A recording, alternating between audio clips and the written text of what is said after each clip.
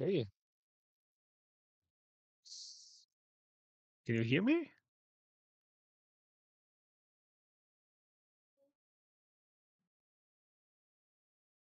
He wants this catches up.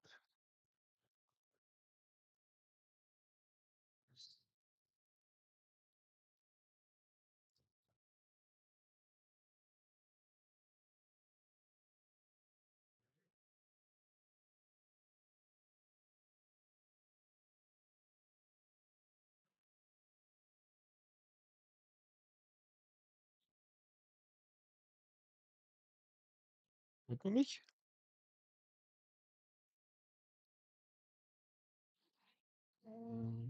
Okay. Can hear you. Nice. Okay. Okay. All right. People actually came. Thought I was having an evening by myself here. All right.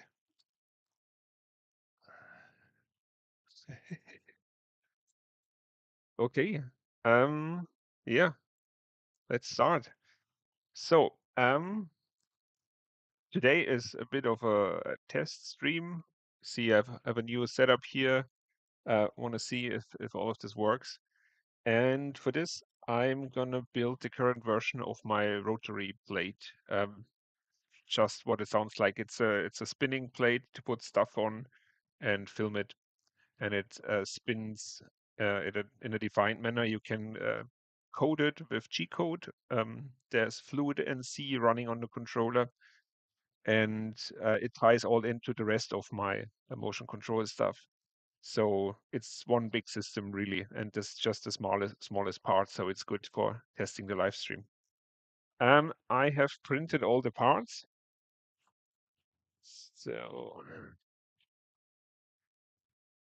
and there they are.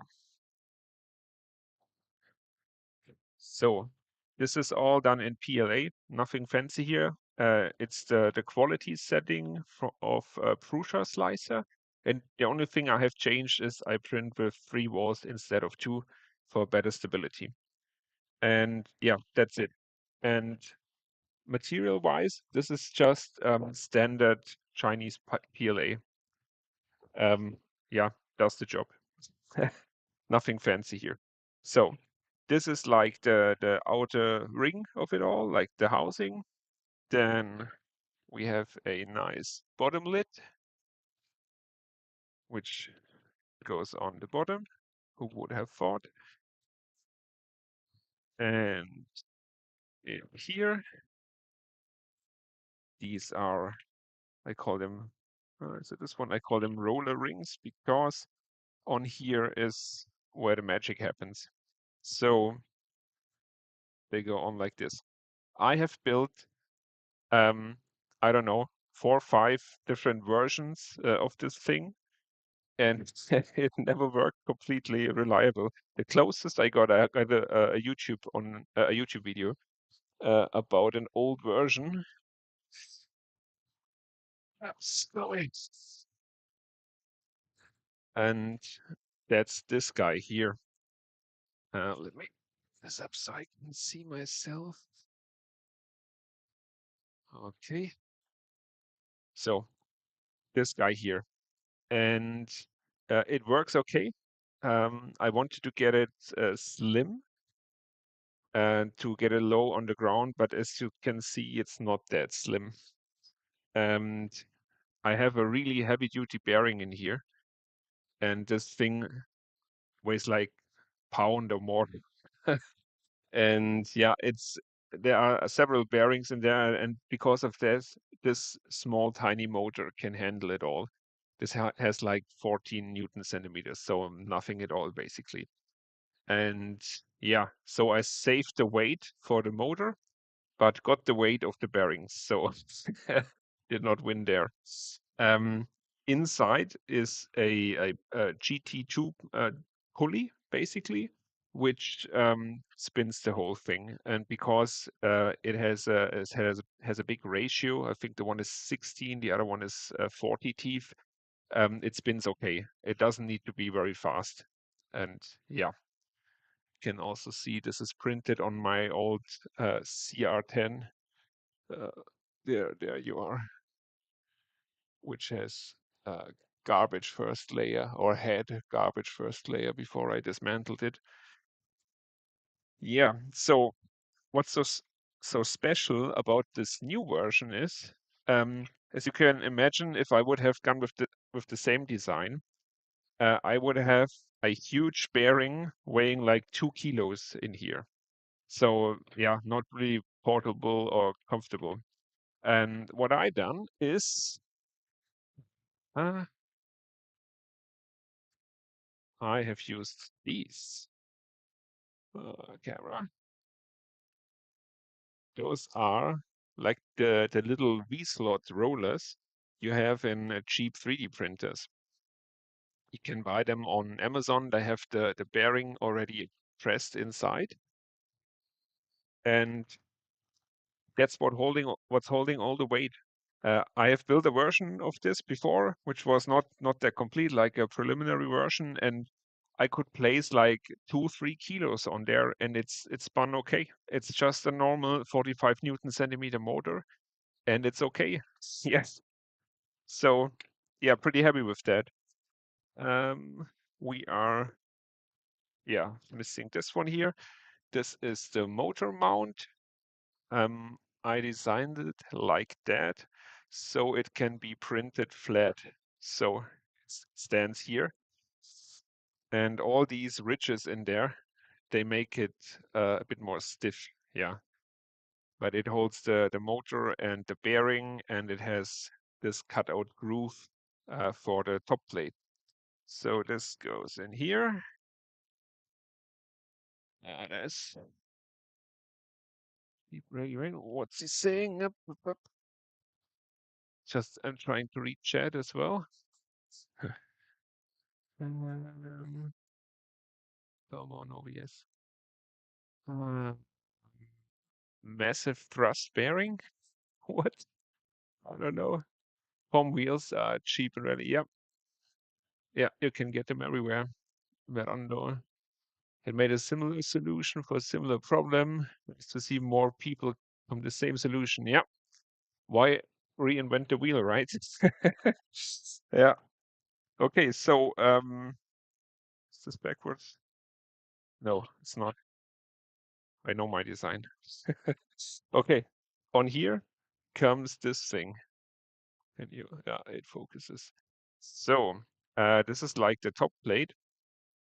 One thing I have always struggled with in these designs is hide the top screw. There has to be a screw from the top to bottom through it, which holds the bearings, and you can center the plate and it spins in the center. But hiding the screw, the last time I've done it with this here, which is just a black sticker on it. It hides the screw that holds the bearings. And I have done other designs which there's like a captive hex screw or like a flange you bolt on. Yeah, nothing really works that good in hiding this thing. So I made the best of it with this new top. You put it here. Yeah, it spins in there. But the screw would still be visible here.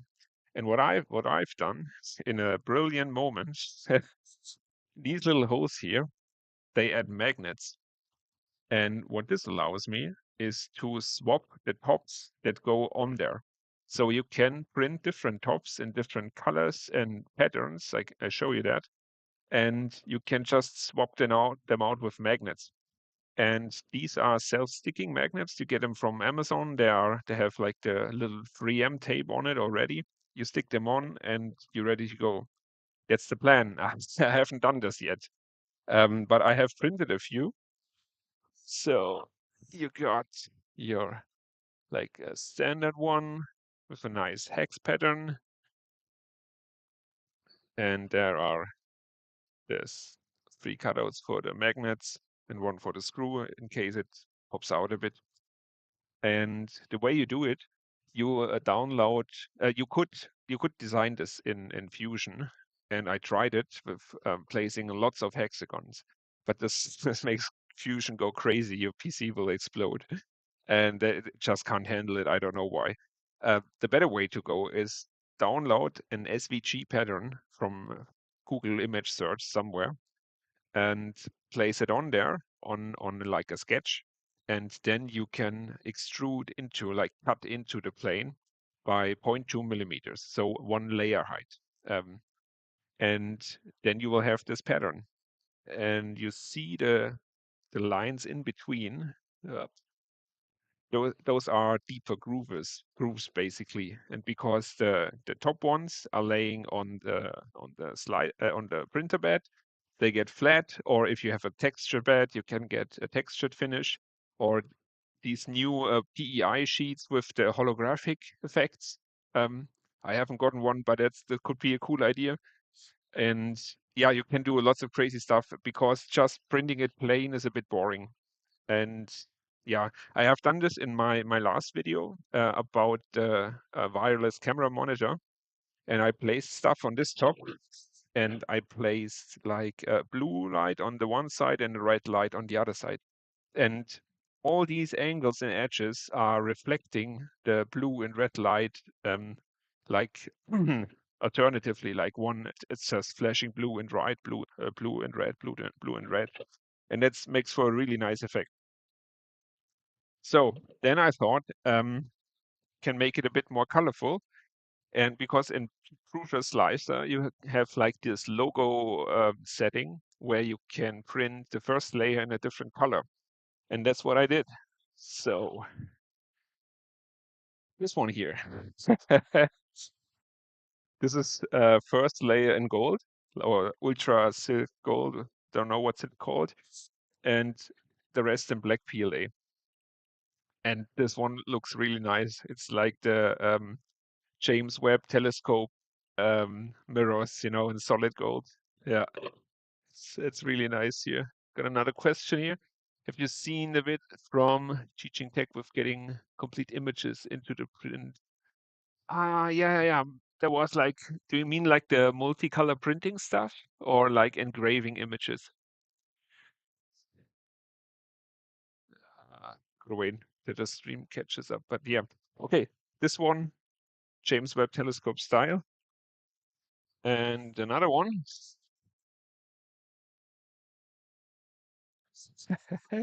And this is like glitter purple PLA, which is also really nice.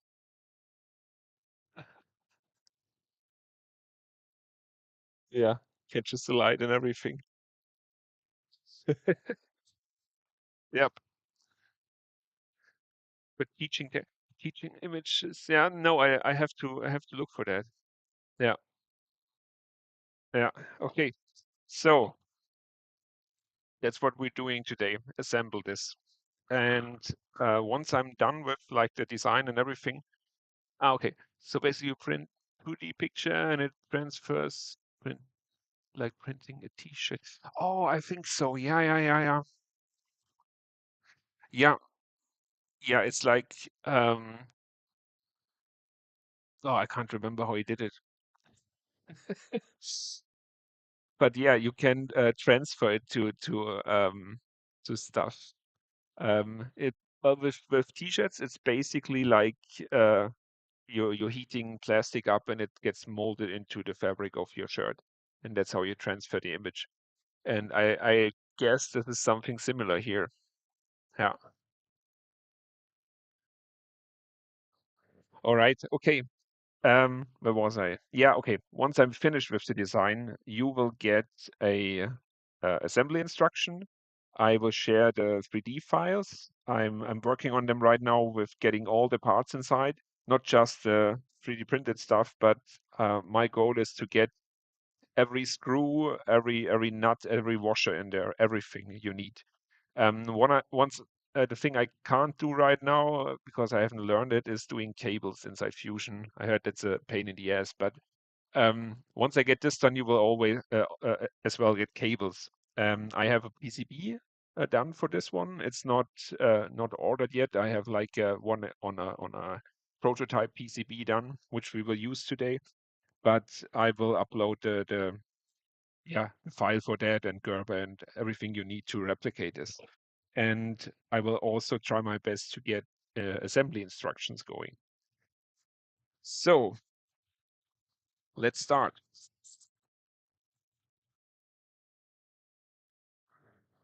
Okay. Yeah, I will start with the heat inserts. Right. Okay.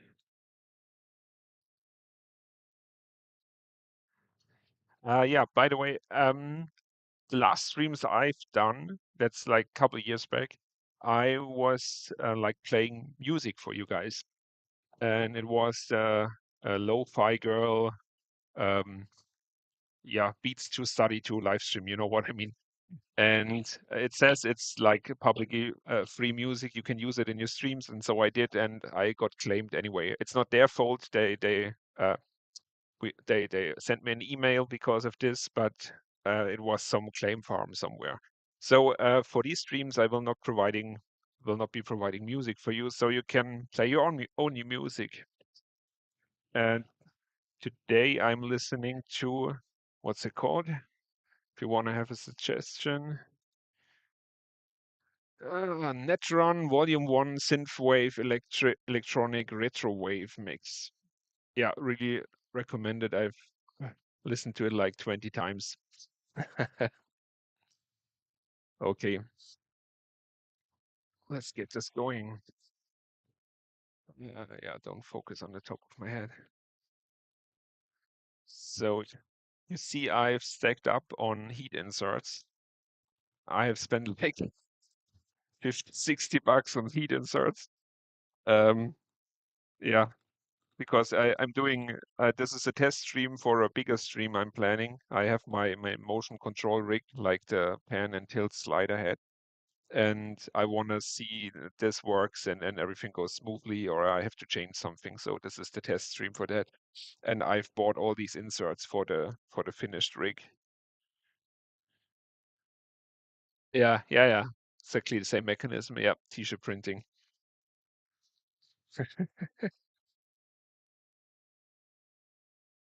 So M3. What do we have? 260, that's a bit much. Like 130. So, yeah, let me pull up the 3D model so I know what I'm doing.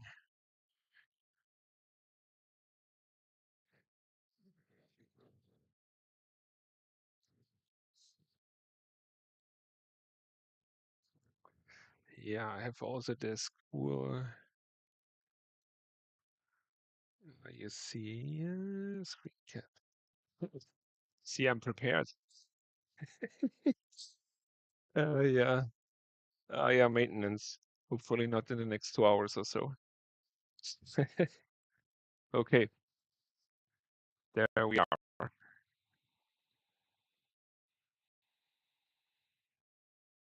Okay, so 3D model, we want to have the here, take the bottom off, and we need these inserts here, and they are regular M3 inserts. Good.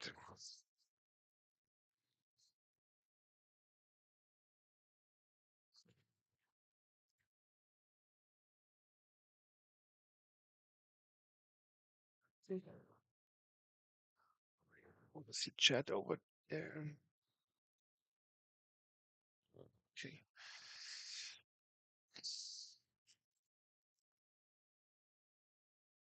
Yeah. If you have any questions, just paste them in the chat. Put them in the chat, not paste them.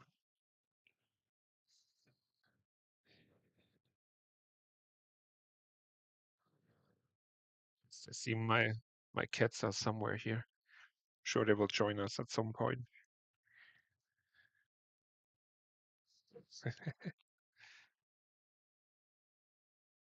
Thomas, How many RPM can you turn? So, yeah, yeah. Okay, see my buddy Thomas is in the chat. How many RPM can you turn a Sacher torte on it to test the stability of the cake? Just for scientific reasons and some party surprise when the cake suddenly speeds up and splatters all the guests. You could call it Cake Speed Motion 3000. Nice. Yeah, well, you can calculate it. We have a theoretical maximum static stepper speed of 120,000 steps per second.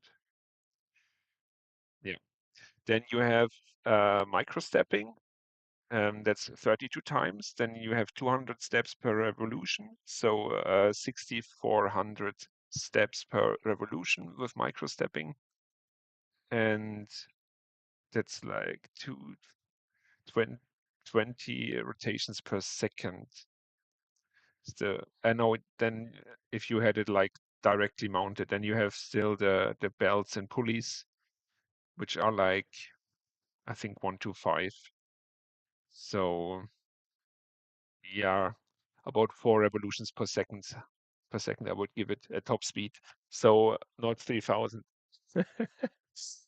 What fluidnc controller are you using for the Rotary platform? I have.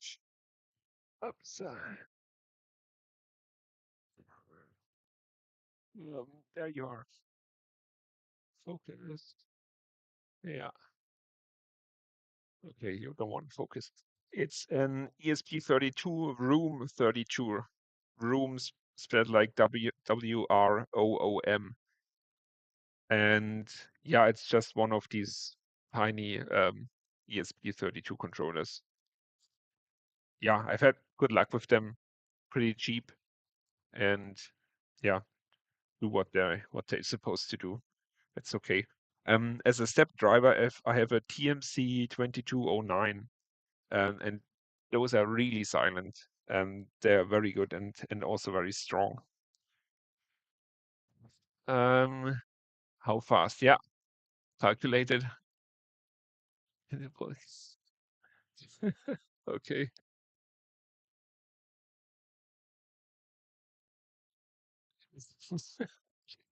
All right. I see. Yeah. You're already getting use cases done. Nice.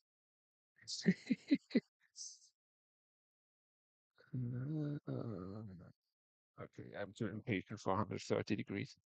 Let's go back to 200. Maybe we can zoom this in a bit. Yeah. So, okay. Think you can see it a bit better then.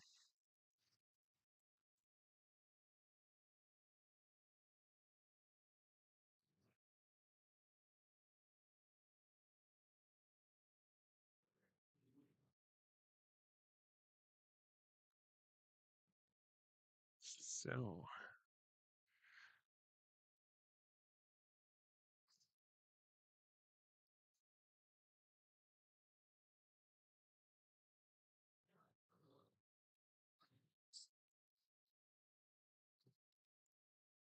if you put a camera on it and film a car that zooms past it, have to go real fast at the apex moment.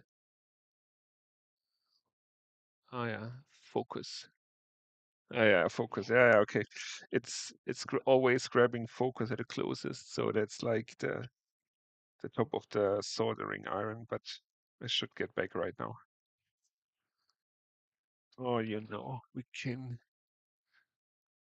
Oh, no more autofocus.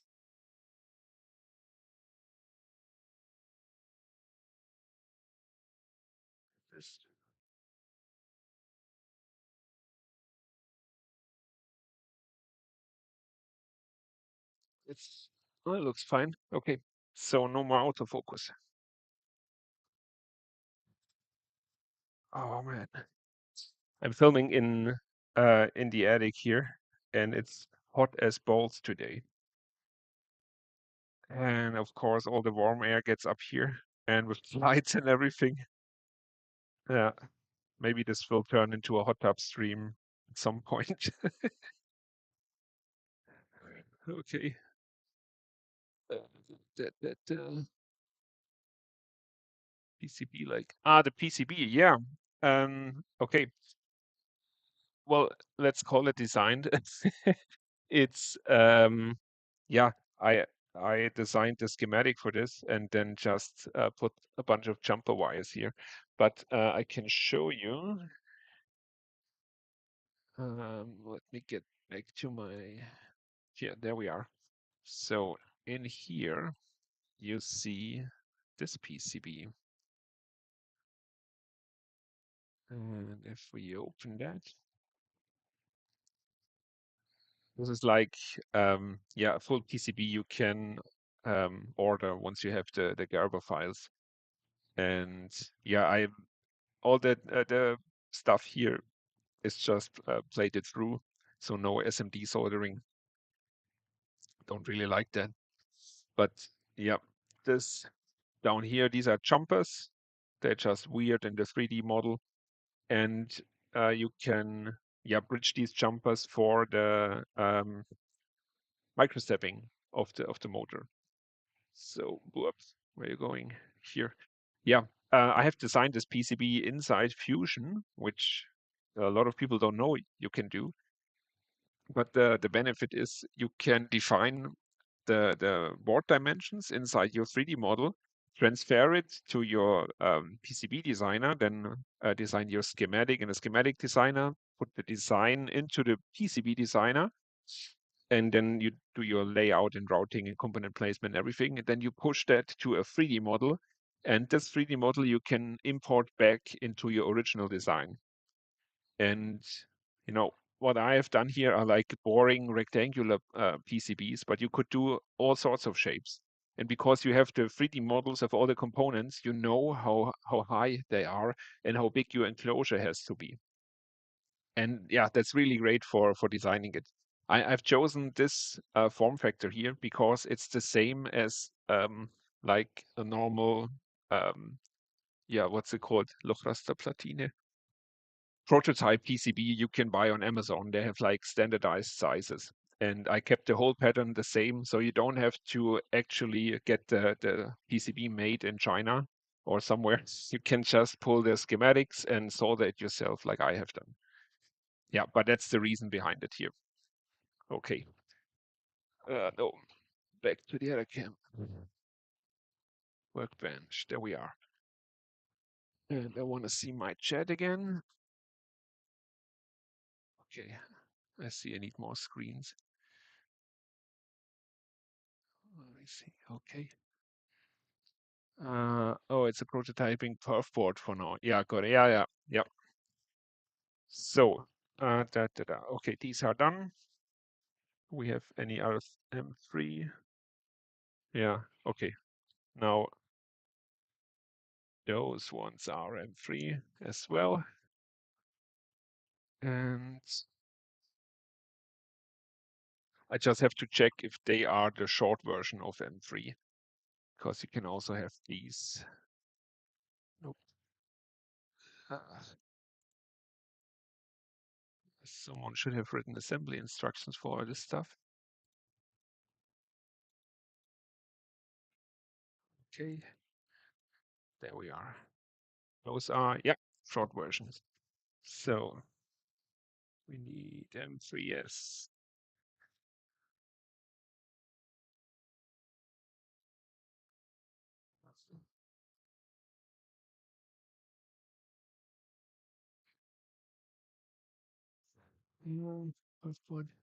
Hi, guten Abend. Yeah, guten Abend to you as well.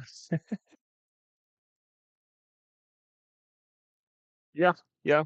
Soldering PCBs is fun. It's like the first like 5 or so are gonna go horrible. But once you get like how the solder is flowing, and if you have a reasonable good soldering iron, it's really fun to do.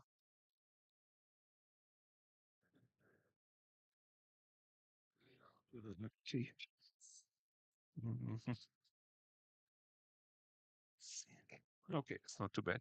Thought I was getting too close to the wall here. but it's still okay.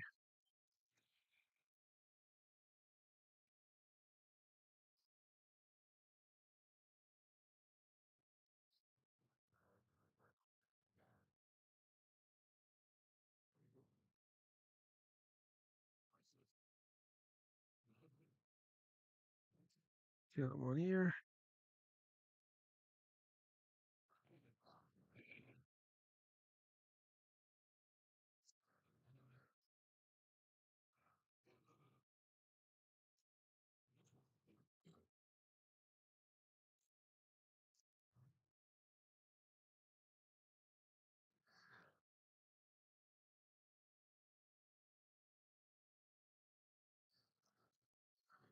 Yeah.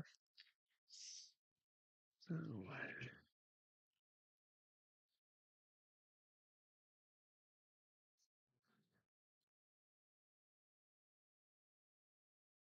couple of weeks ago, and a bit older video of mine exploded on YouTube. It, it, it was doing pretty good until then, like pretty good for my channel. But in like a week or week and a half, it almost tripled in views. It was from like 20,000 something to 72,000. And I was getting comments like crazy, well, like crazy from for the size of my channel. And but yeah, was totally strange. It was a video. Maybe you know this one. I did like labeling with nail polish, and I don't know why. I did this video because I knew I was going on a break to build this house, and I just thought, yeah, let's pump one out just for fun. It's a nice video, and it's like the best doing video of my channel now. Yeah, but yeah, there are really good suggestions in there, and it's basically about labeling 3D prints and getting good labels. And back then, this was like a couple months before the Bamboo Lab and the multicolor system of the X1 Carbon dropped, and now you can do just multicolor labels like nothing. It's really easy now. But back then it was a bit more complicated. I have found a few other techniques by now, like this one, doing the first layer in the print with a different color. That's a good technique. Um, Something else I've done is like printing grooves where your color needs to be, and then printing out the stuff you wanna put in there, like ah, like this here. Where is OBS? There we are. Like this. And this is just white PLA glued in. And yeah, works works really good. So I think I'll be going this route in the future. So that's all the M3s here. Is that a question? Okay. Okay. Yeah, nail polish got recommended around 3 times on my feed. Yeah, it's crazy. I don't know. Maybe someone gave me a shout out or the algorithm picked it up. I don't know. After watching the fluidnc video ESP. Nice. Thank you. Yeah, this was also a lot of work. This was so much yeah, bug searching, and in the end it was a stupid pull up in the driver. Yeah, well paced. Yeah, thank you. Thank you. Yes. Okay, M3s are done. No, are not done here. So um, this is like for PCBs. These are most likely M2s. Let's see for M2s. And, oh, nice.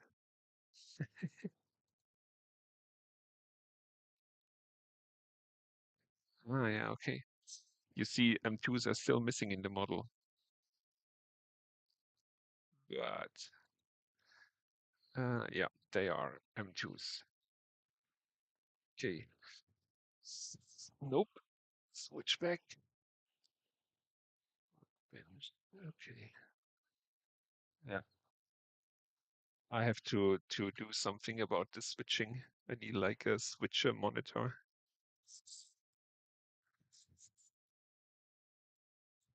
All right. Good. We need to get this off, and it's really hot. So, yeah.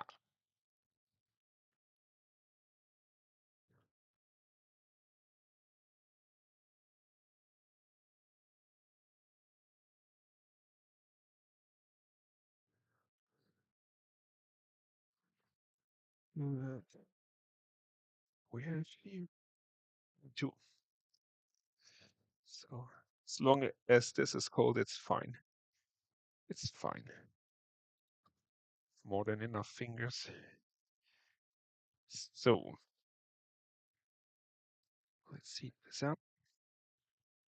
Get DM2 done.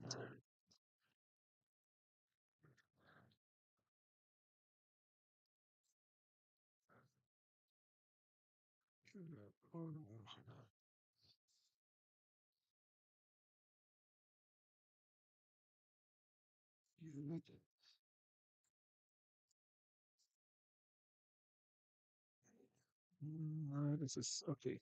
This is maybe a bit too tight. Yeah, yeah.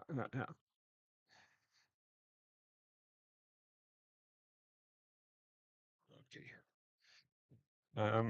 Yeah, I'm gonna drill it open.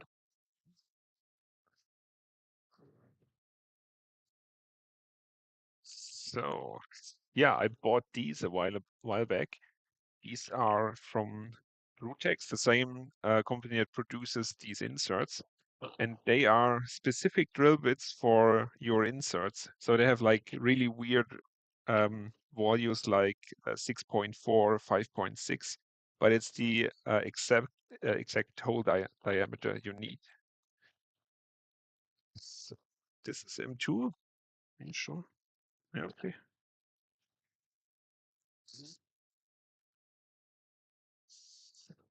Um, by the way, one question for the chat: Is this the quality of my voice? Is this fine with this microphone, or should I get a different one?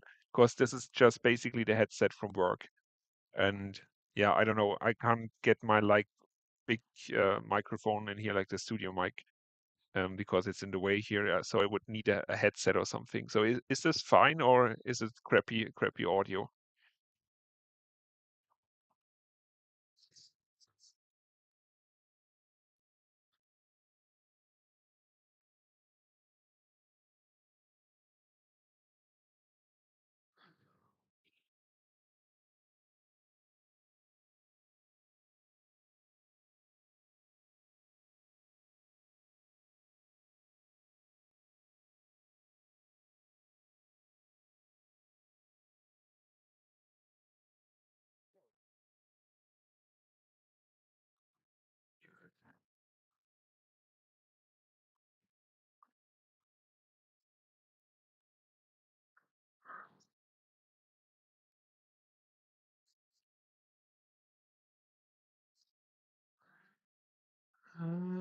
Mic is fine. I think it's okay. Okay, good. More money for filament.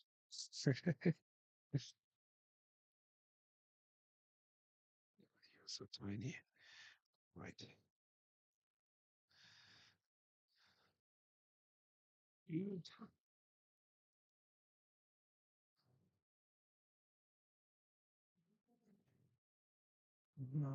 Are they the wrong side? Yep. I'm installing them from the wrong side. But um, because the PCB is upside down. And yeah, okay. Let's do the other ones right.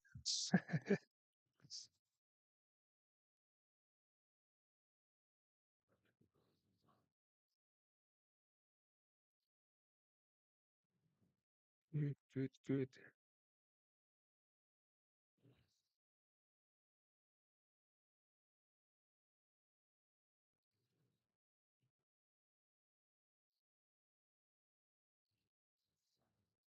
Okay,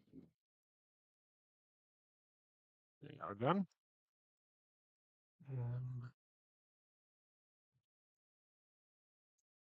Would be better, but it's still okay.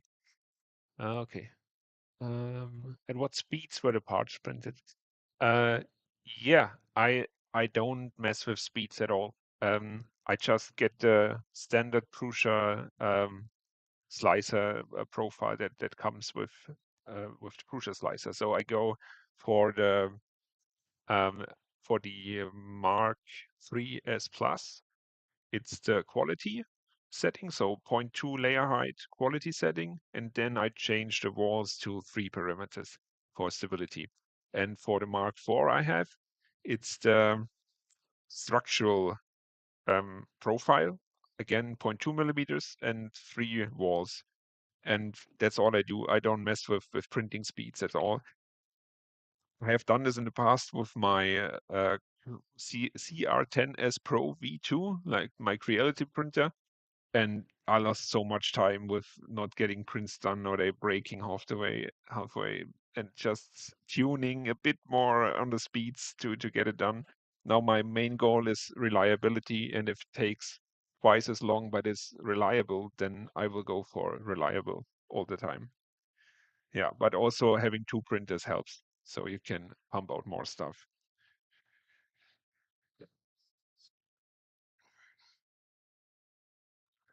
Still okay-ish, yeah. That's Yeah, I don't know. Let's see, maybe get a different mic. Yeah. So okay, point M2 are done. That's okay. What could we do next? Yeah, let's maybe try it on a bit, like the mechanical parts. I have to see that I stay in frame so you can actually see something. Maybe make this. No, I don't want to mess with the focus. Okay. So, what screws do we need? Screws are not in the here in the 3D model yet, so we will just have to measure them. And let's start with this one. I could fit an 10 millimeter screw in here, so let's go for 8. So let's back to the workbench.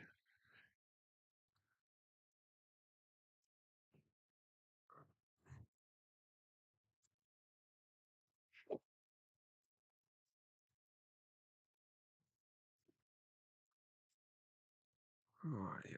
I don't want to tip this one over.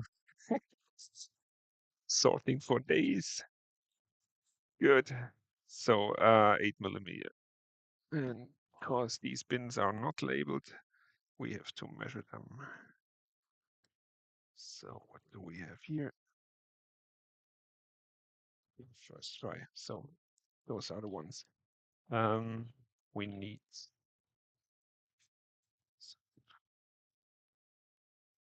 8. Oh, this was a terrible memory. Yeah.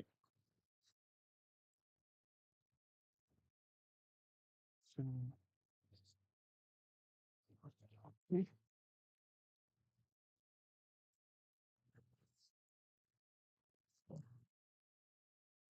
Wait, it's the right one. Okay. Oh, I have some bins for them.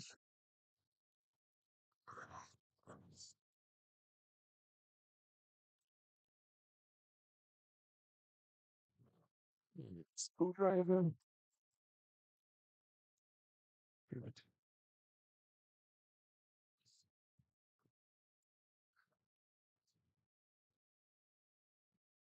Maybe I can get you closer because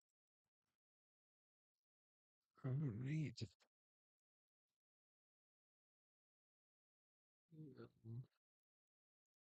Keep getting out the focus back. Okay. Yeah. Printing everything black and screwing it together with black screws looks cool, but it's not good for video. Can't really see what's going on here.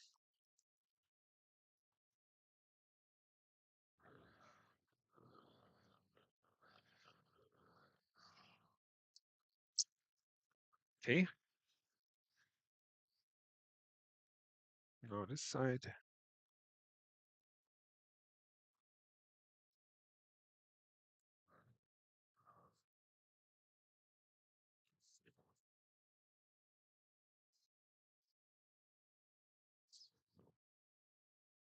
Stay in frame here.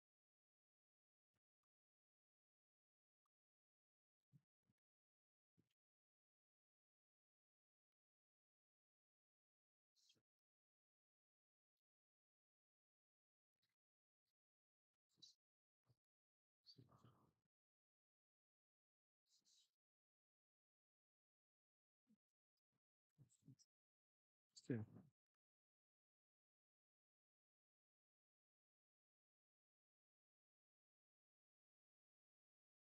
Hmm.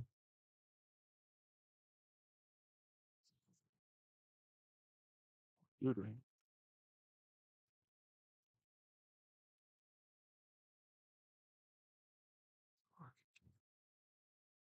Yeah,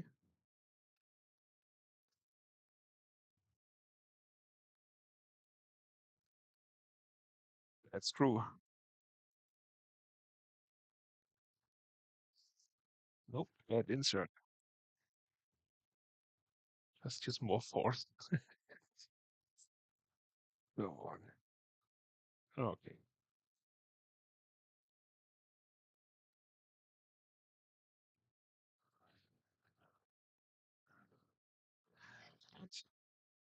That's good.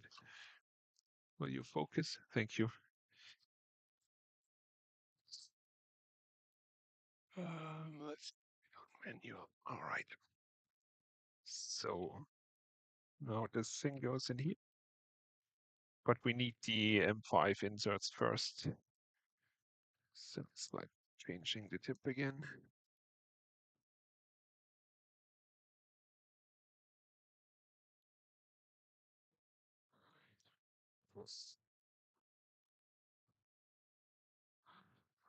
That's the M5.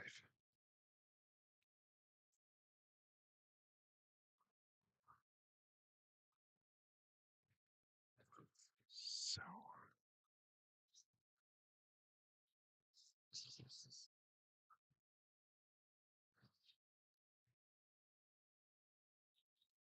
this one? Yeah, looks like it's not one.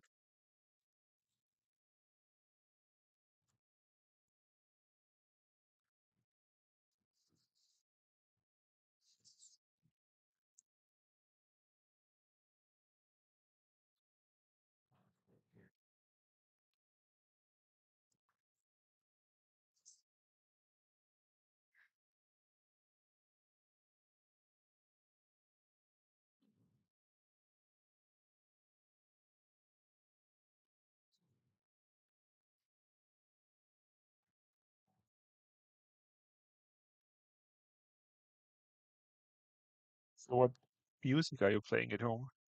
Or you're just listening to me heavily breathing in the heat?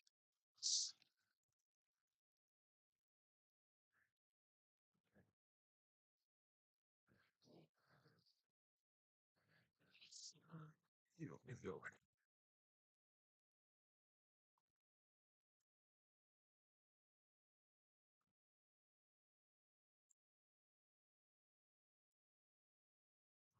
Right, that's okay.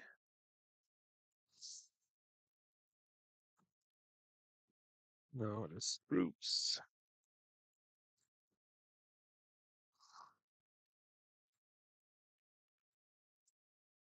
So yeah, maybe I will change these to countersunk. I don't really like the hex heads.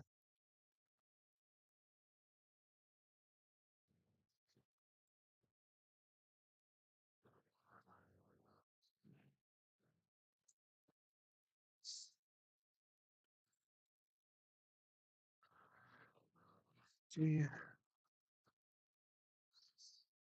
good. That's looking fine.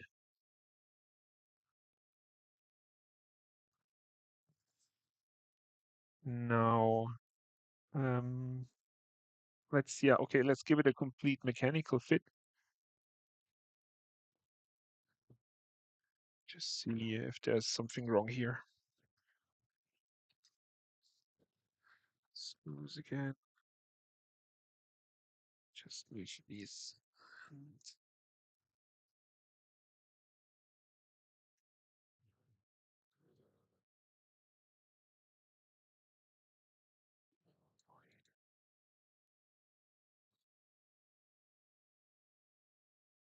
So again, 10 millimeters, but I give it 8. So the wheels just sit on the slots. Yes, they do.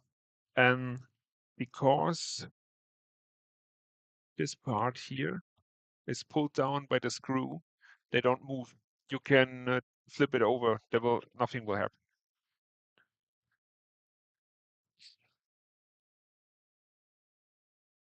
So 8 millimeter.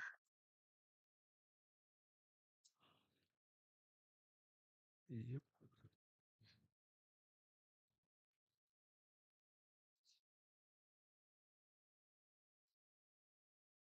And 6. And 6. Nope.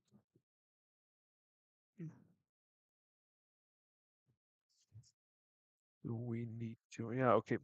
But probably do the bottom last. And be right back. All right.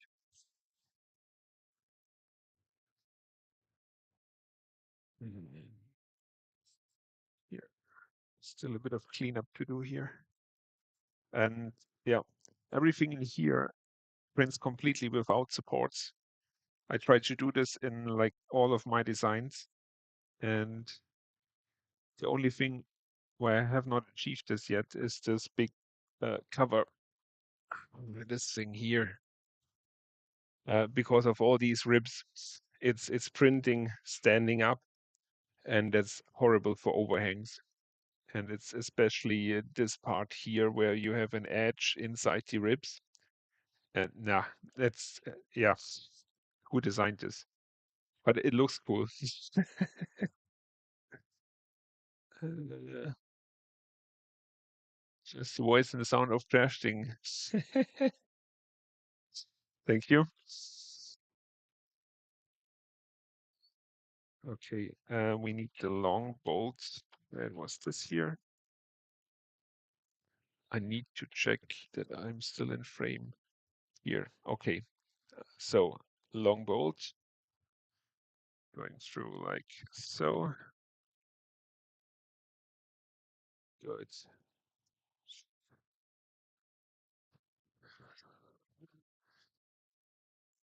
And now I have to check the model again for the like the bearings. Yeah, I will show you. Go on here. Screen cap. Okay. So back in.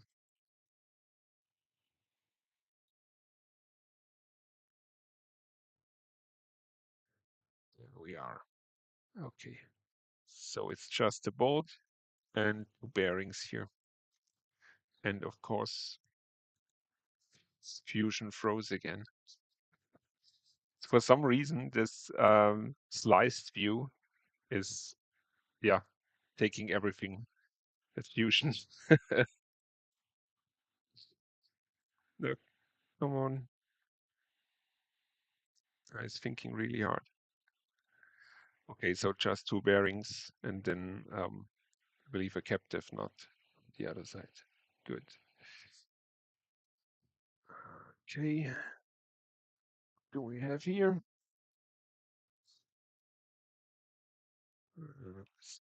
Stuff. There it is. Let's see. Okay.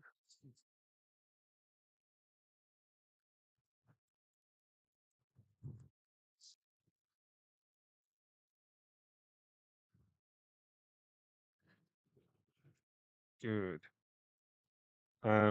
Yeah, let's place the rollers.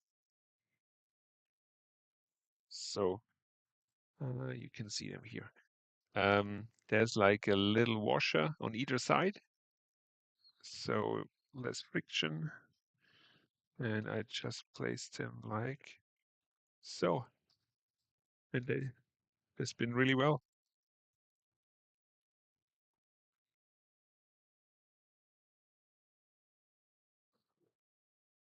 Good.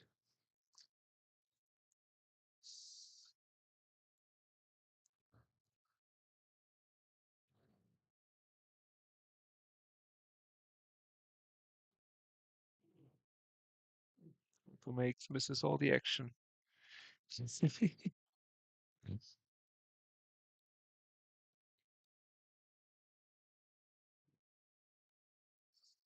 Mm,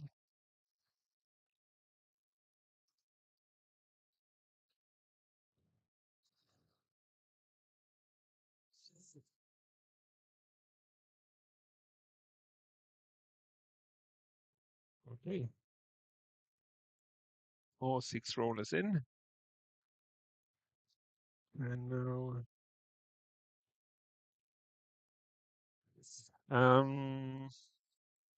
yeah, okay. Normally, see this somewhere, face cam maybe. Yeah, the ridges here for the focus still here. There we are. This is for the pulley. No, not for the pulley, for the belt, the GT2 tooth belt. I printed them right in, and this works very well. It's very strong. So this in the middle, flip it over.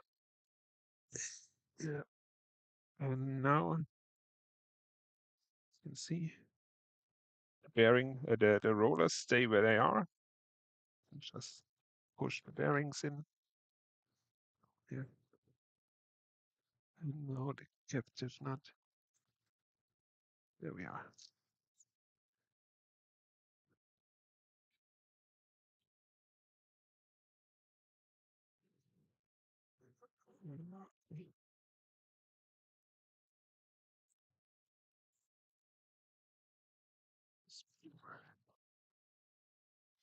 And done. Don't know if this picks up on the mic. Maybe like this. No, audio filter. But this spins now, and you can put a lot of pressure on it, and it still keeps spinning. Okay, so now put on the bottom lid. This will just be like a mechanical fit now, and we will build the full thing, but I'm impatient.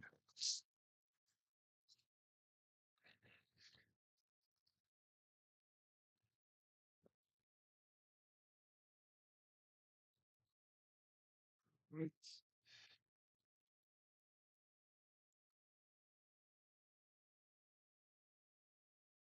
This.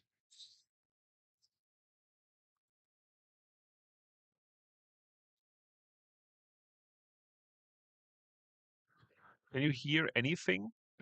Like what I'm doing, like the screws and the rattling and everything? Would be interesting if the microphone picks it up.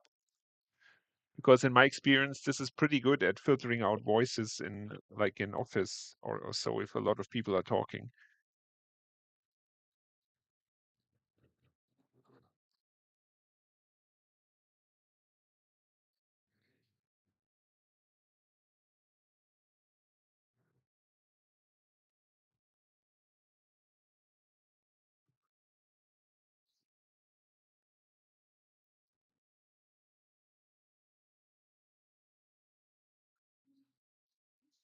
Check it, yeah. That's my wife writing here.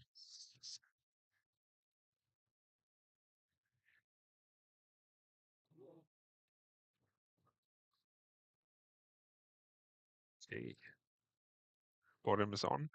can feel a little bit that these screws are sticking out a bit.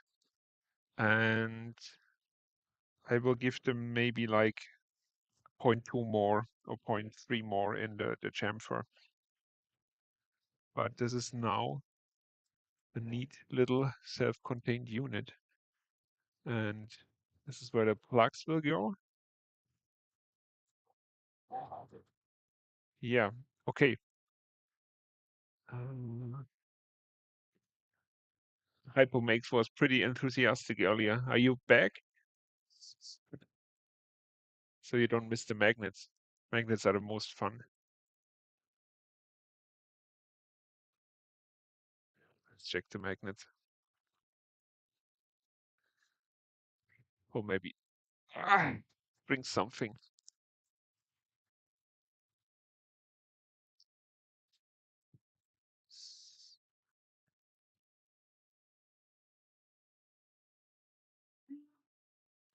Just got back. All right. So you didn't miss much. Basically, we put the rollers in, but you will see them again later when we put the motor in as well, and we put the bottom on. So this is like almost done for the mechanical fit. And now we will do the magnets. Where are my magnets? Magnets.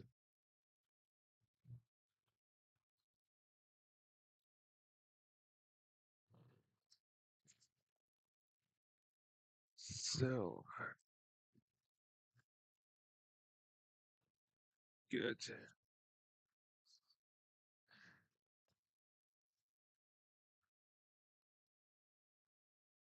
So I got these tiny, tiny, uh, tiny magnets with the 3M tape attached already. They're only like a millimeter thick. You can,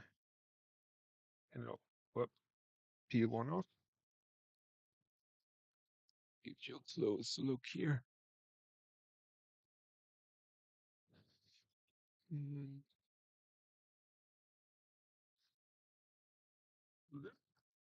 like that. Now it's in.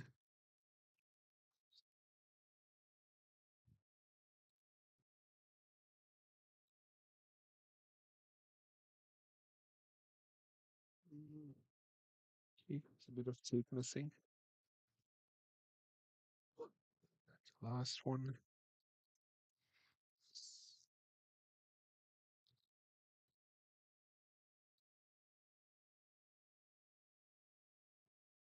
Okay, so that's the magnets done here. And now for the exciting part. Which one? I really like the gold top. It has like, yeah, James Webb Telescope vibes. So put this one here.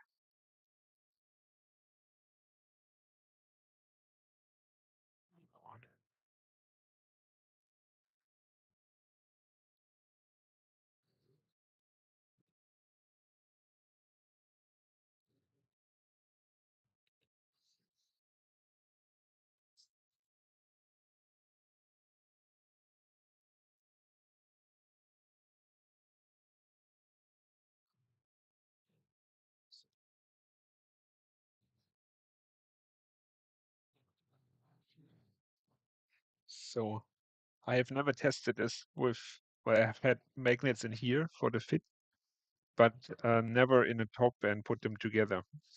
So it's gonna be, it's either great or horribly wrong.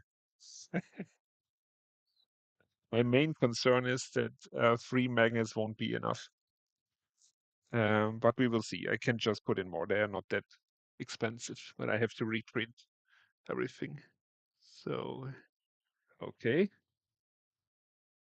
Drum roll. I can't see anything here. Oh. Yeah. uh, hear your voice. and sounds of your stuff. Yeah, okay, you can hear it faintly. Yeah, okay. So the sticky tape crapped out of us. The magnets are good, but the tape is not. Maybe they need to, like, the glue needs to dry or something, I hope. Or I have to think of something else. Okay. Maybe let's let the glue dry a bit so I don't rip them out. Alternatively, hmm, hopefully 3M tapes help the magnets hold the parts. Yeah. Spoiler alert, alert, they won't. Yeah. No, this it ripped it out. Um, but okay, maybe this is like I know a lot of double-sided tape you have to let dry basically. So that's what we're gonna do. This will maybe work later. Good. Okay. Um, let's do electronics. Yeah, well, otherwise mechanical fit is pretty good.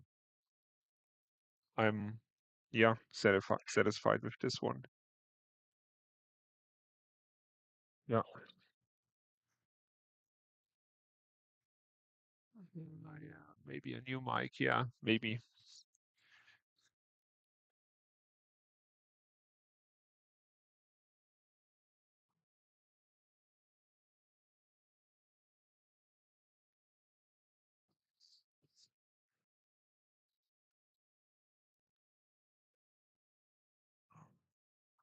Sorry, sweating a lot here.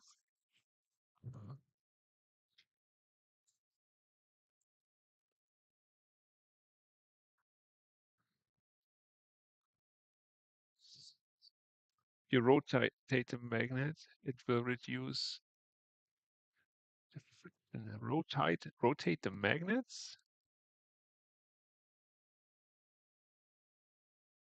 What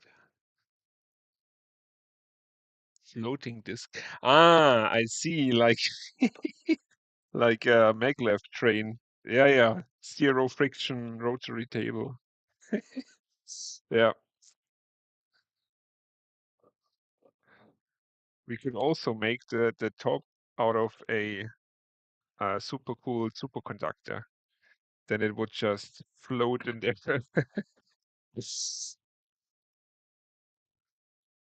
So get this off.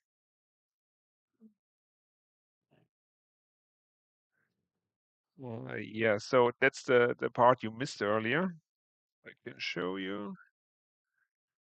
You know, here is where you have to be careful because if you don't, everything will fall out. But it's just the top off. And whoop, these are the rollers. Yeah, let me talk. Can just, yeah. Good. Electronics. The rollers back out. And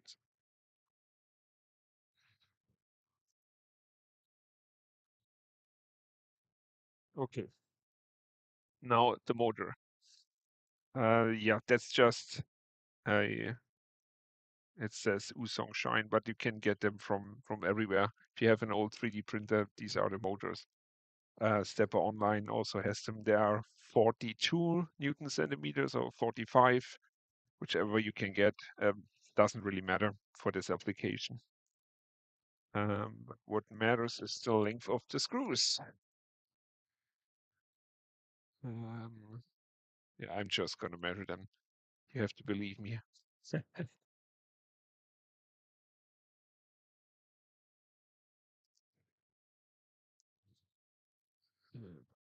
Okay, maybe you want to see Fusion crap out again.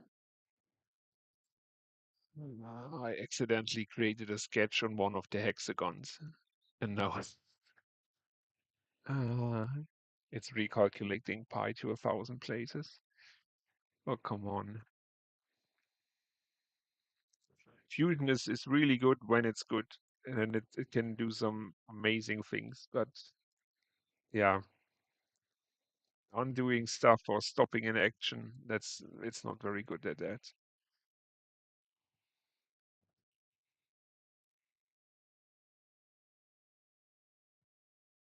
Come on. Yeah, okay. No? Okay. That's not what I wanted. Thank you.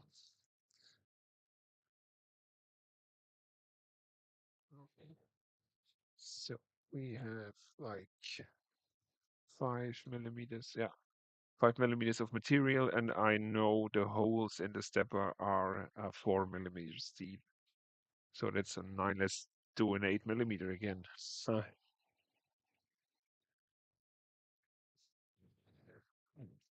our 8.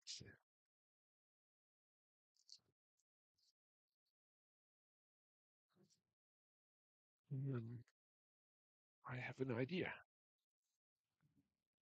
So I don't have to switch back and forth all the time. Just 1 second. Um,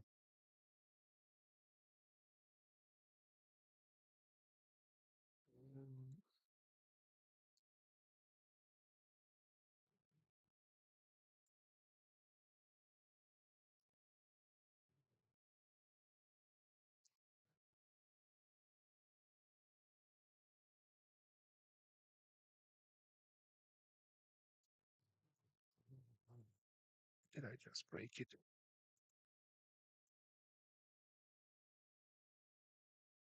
-1,4. Oh, behalten. So now, yep, I can see my chat over there and Fusion here. Okay. Nope, switching back. And you can see me here. Ah. Okay, everything there. Um, good. Uh, because the PCB is here, I think I want to place it like so. So the connector shows this way.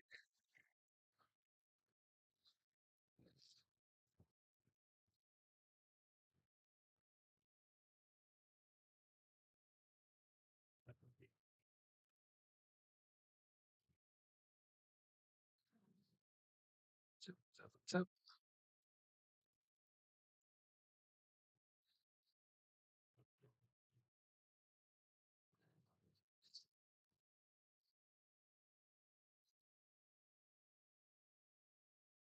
okay.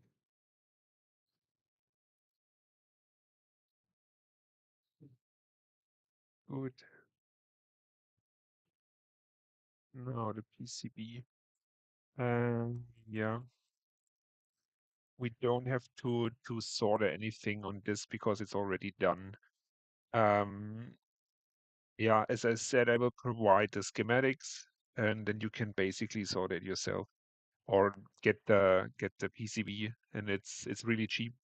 I have I have a, a sponsor spot lined up for JLC PCB, but I have been using them for I don't know 5 to 8 years or so now, and yeah, works every time. And 5 PCBs cost you like 80 cents or so, so you can use them. But there are others as well, of course. I need standoffs. There we are.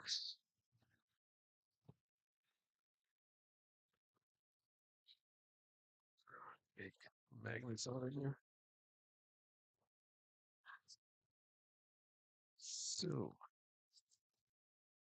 I have also bought a crap ton of standoffs. And I need these tiny M2s here.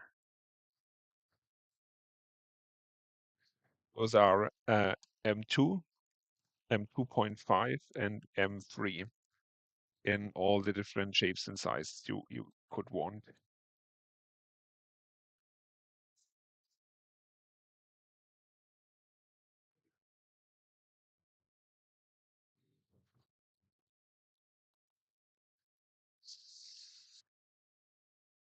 Good.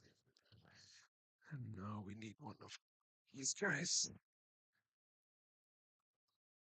So, this more. Like the smallest I have. Yep. Can give you a close look.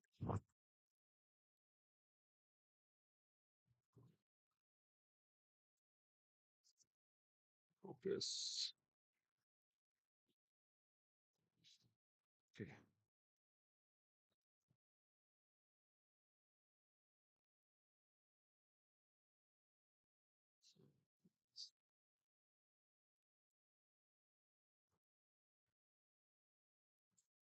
You know, the more I think about your floating disk, there are magnetic clutches to transfer rotational power. So you don't have like a friction pad or anything. It's, yeah, two rings of magnets holding each other. And if the torque becomes too strong, the magnetic forces break. But there is no friction or anything, no abrasion, no loss of material. Oh, come on.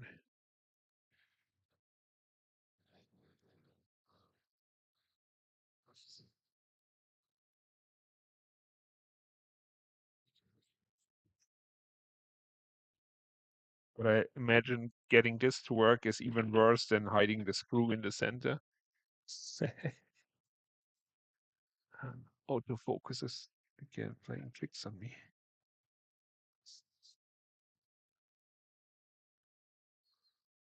Good. It's here. Maybe I should put on anyway for the next time. I want to have like an ultra close up where you can see like this much with like a telephoto lens or a macro lens, getting really close with the camera. But yeah, for now this have to do. Okay, and we can put on the PCB like so. Getting manual again. I have M2s, M2s, M2s. Some time ago, I saw a video about a magnetic gearbox. You can do crazy stuff with magnets. Yeah, magnets, man. Okay, these are all countersunk, but I believe I have bought ones.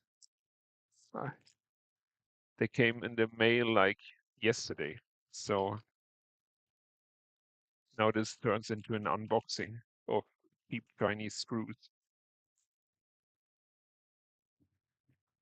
You get one cat toy, like 400 screws. Are they all? Uh, yeah, also like, okay.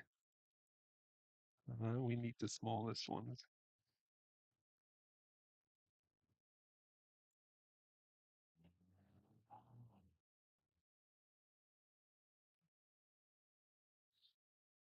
And four of them.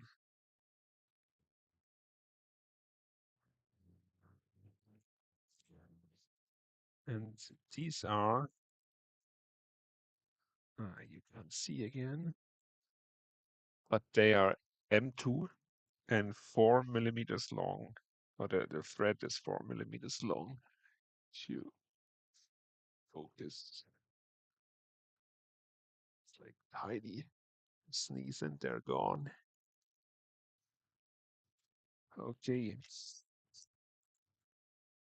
I will have you like here. Okay. Sorry for the motion sickness, but I'm gonna tilt the camera a bit.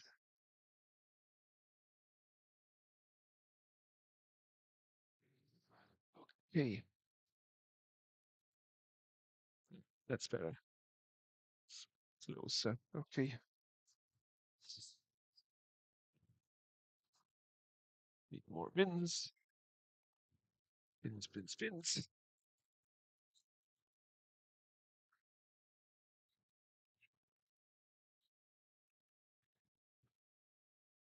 All right. I like to put in screws first, then get it aligned because placing them with tweezers inside the housing, that's look. I need these screws.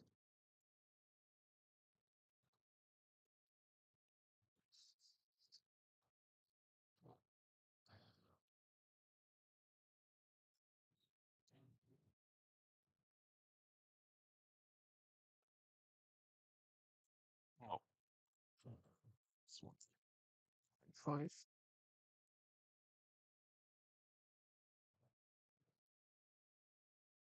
Oh, you're getting manual focus again. Uh,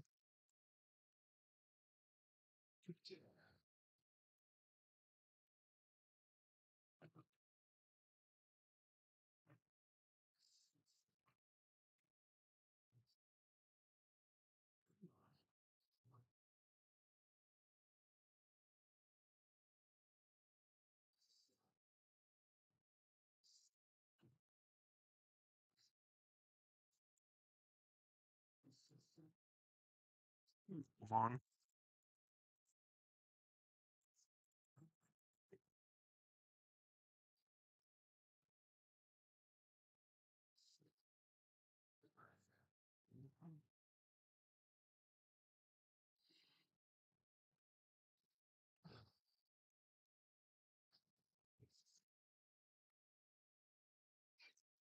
Okay,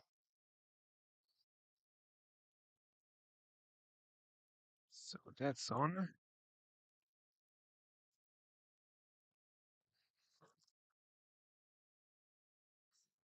It's looking for refusing to focus, but looking good. Like here.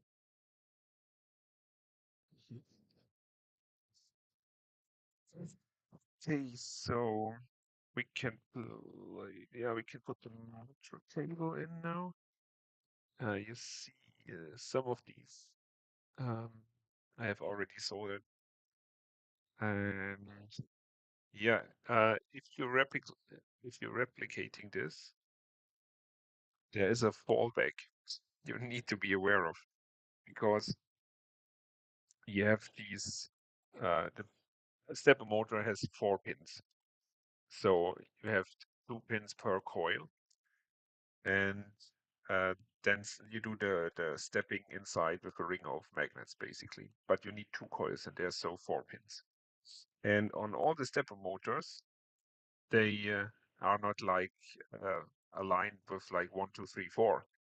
The pins are 1, 2, 4, 3 on all the stepper motors. And this, yeah, I had to learn this the hard way with throwing away PCBs and hardware and yeah, searching for months for an answer until I've seen it in the data sheet. So they are not in order, the pins. You need to switch them up. So, but this one is a teeny tiny, that's like a 2 millimeter pitch um, JST connector. You can crimp them yourself, they're not so bad. And this is a 2.54 millimeter pitch, also JST. You can get them on Amazon, it's pretty cheap. And so now we're in. Motor is in. Okay, next thing, power plug. This is just like a standard 5.5 millimeter yeah, plug. I chose a fancy one because it looks fancy. You can also get cheap plastic ones. Don't know if they are really better, but when you put them in and they fit, they look really nice.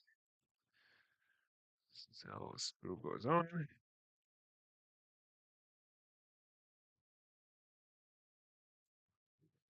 And put them tight again. Yeah. Now some cool flags. I bought myself parallel gripping pliers. You see them? And with this, you can basically tighten every nut you can think of, like the whole width down to M2 nuts, and you won't gnar them or damage them like you do if you use normal pliers. You can just adjust them to size. Go on here, like so, maybe one tighter.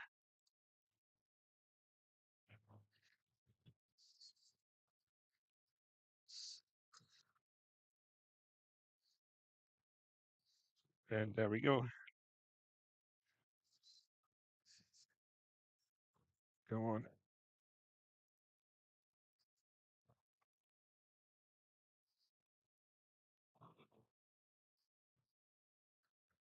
Fancy tools, that's right.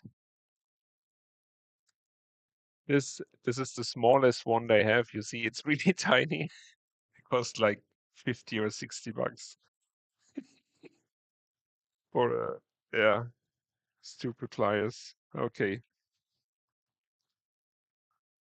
good. And now we need, oh, I have focus. Yep. Okay. Under here. Focus, focus, focus here. Come on. The cable. This one. Yeah, okay, the green stuff here. That's the buck burst converter. It takes the motor supply voltage and breaks it down to 3 point. No, what do we have for 5 volts? Um,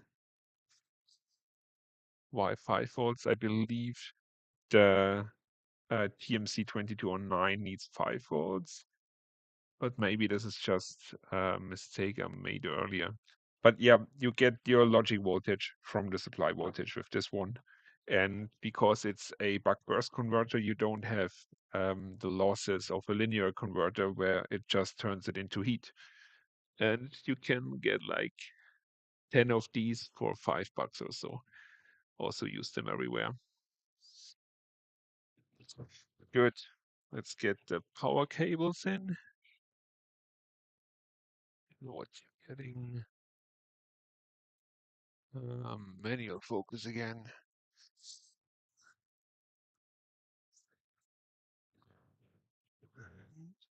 I have labeled my terminals.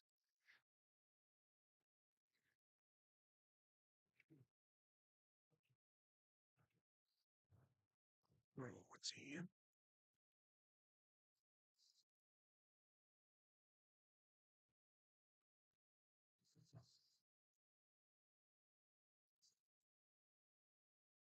Good. That's in there.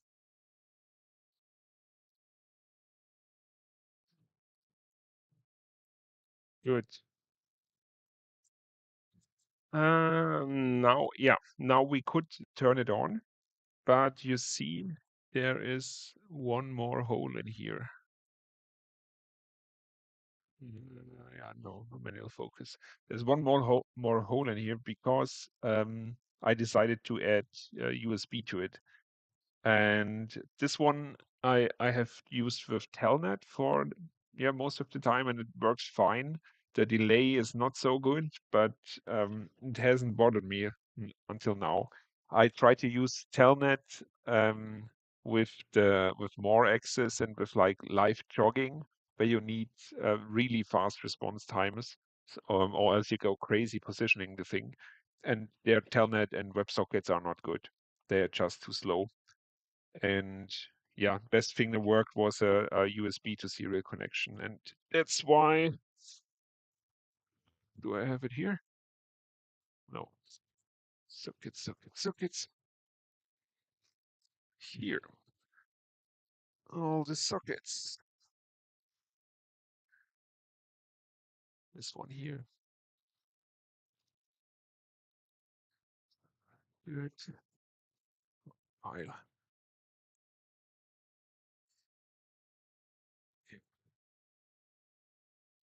focus here.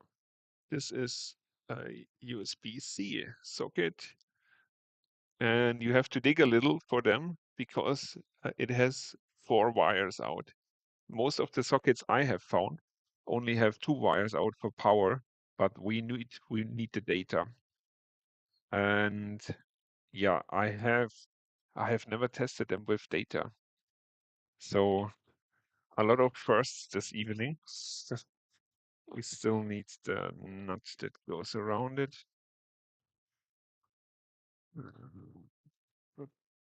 Yeah, you can make them like with a watertight seal or so. So if you have like deep sea filming, you can put the seal on.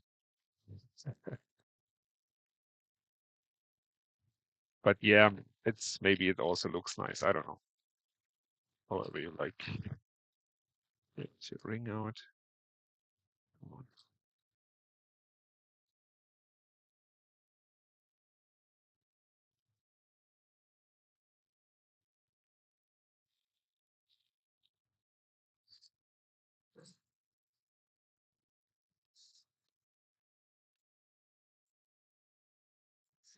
So that's that. Yeah, we need the other side, which will be going to micro USB, because on this thing here we have a micro USB. Now, the idea here is um, if the voltage regulator on this board sees voltages from 2 different sides, one the USB voltage and the voltage from the onboard regulator, it will turn into magic smoke. Yeah, but still the TMC controller, the TMC stepper driver needs its control logic voltage. So we could say we go only with USB, but then you always have to have USB connected to get it working. So if you want to use telnet, that's out of the question then. So what I want to do is create a USB plug without the power lines. So just data, positive and negative, and the ground signal, of course. Just looking for there's my USB stuff. And there is USB. It's also the tiniest USB plug. It's teensy tiny. But we're gonna, we're gonna solder them together. And yeah, okay. I have to check for the pinout. And yeah, it's not labeled.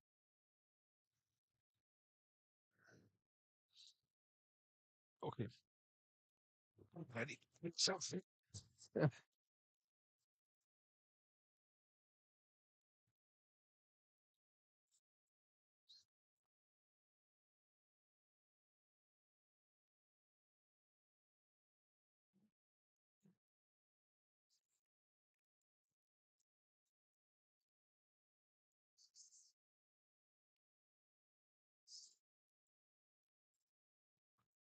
Okay.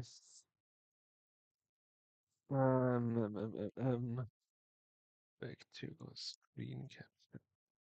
So let me get out my Amazon without doxing myself. Um, what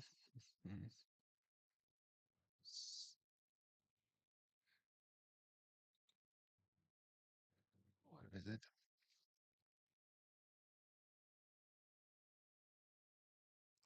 Okay, let's do it like this. So, okay.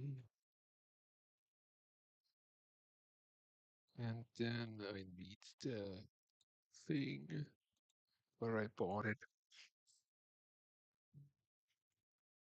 I'm not showing you the full thing because the Amazon wants to tell my address to everyone.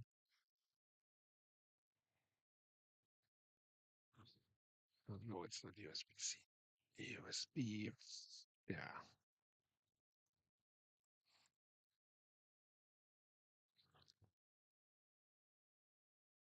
Good. Is there no pinout? Um,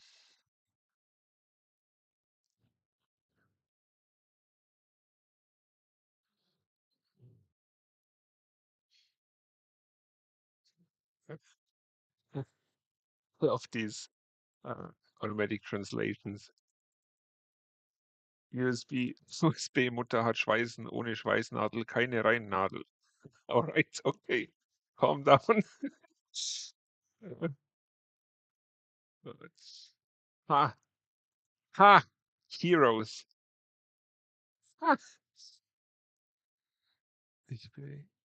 Someone posted a picture of it. So that's one I have. And that goes VCC team. Ground is at the bottom. Okay.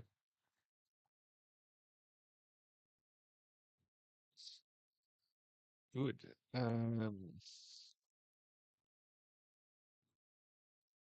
Uh, tin it before actually sorting to it. The plastics used are cheap and deformed by sorting. Yep, good idea. You don't want to heat it up for too long because this would just melt away.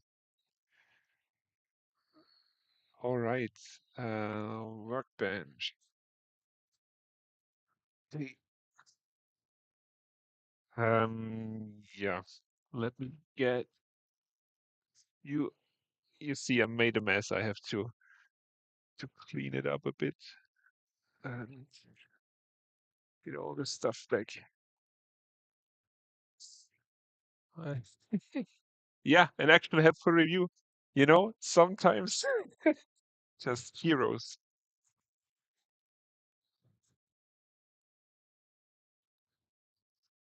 Right.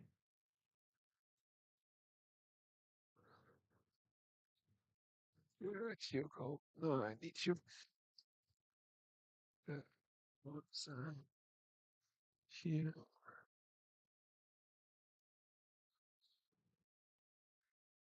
So,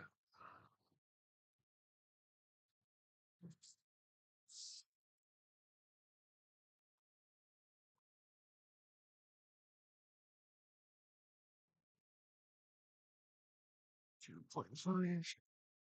Squeezers. It's empty.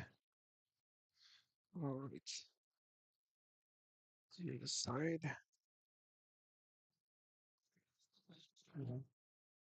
And go back here. Good. Okay. Need to change the tip again. It's cold. Now it's focusing on the top of my head.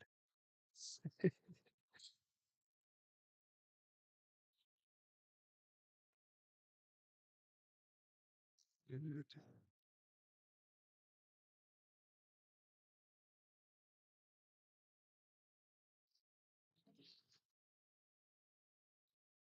So, and now, spin. Bitte schnell mit Wasser füllen. Forgot to fill the little water bottle I have for soldering. Thank you. All right.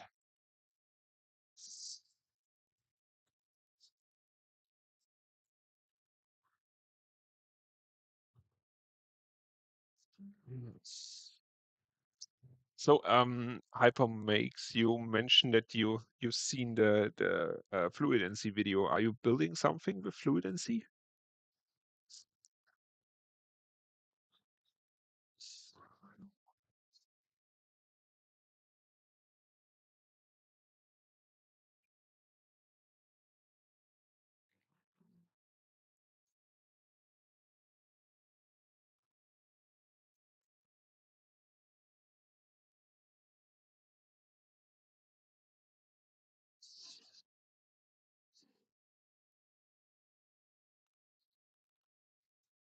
So,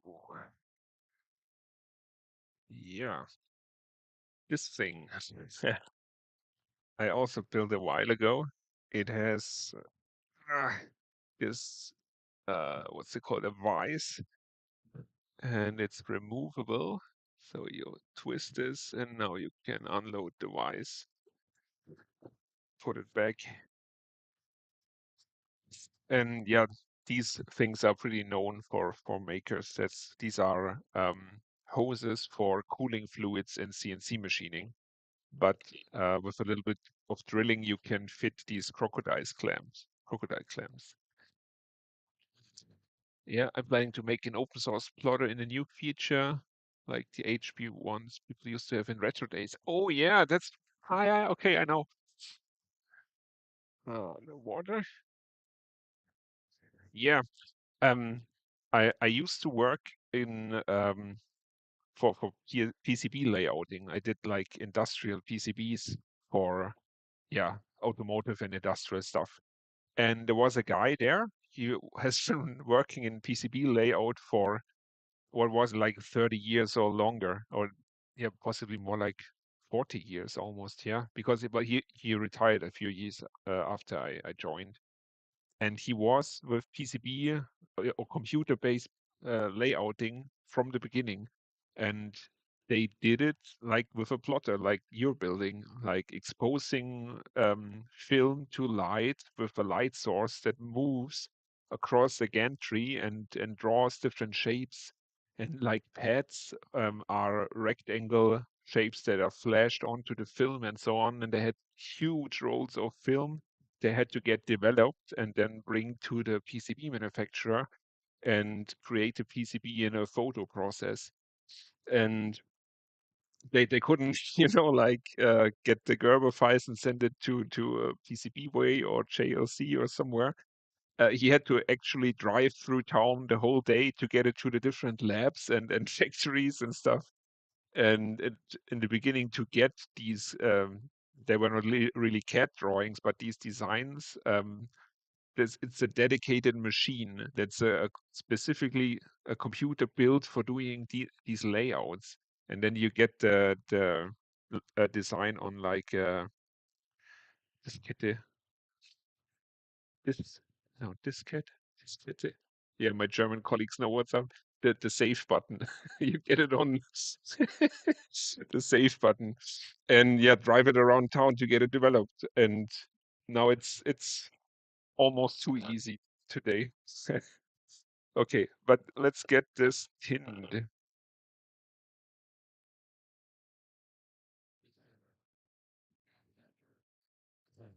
You need some water. Let's put these away. Yeah, thank you. Floppy disk. Floppy disk was it? My wife remembered it, or she cheated via Google.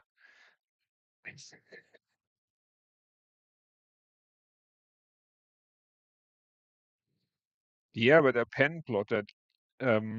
Is it like an yeah, I'm Marandu as well, floppy disk, yeah, helping the old man here.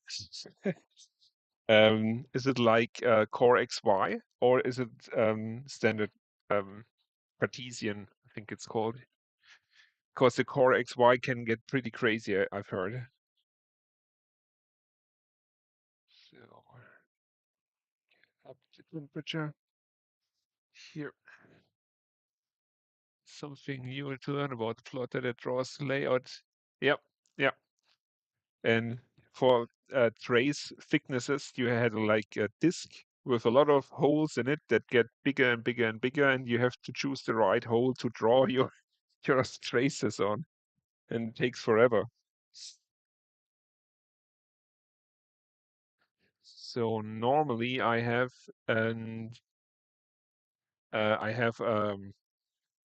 what's it called, a fume hood for soldering because I don't want to breathe all the fumes in, but it's very loud. I did it in one dev log and it ruined all the audio. So let's send these suckers.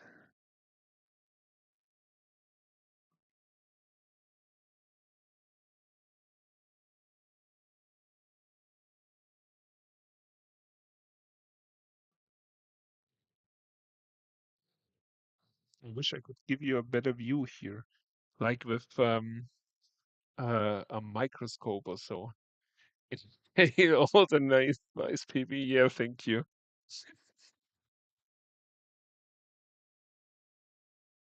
All right.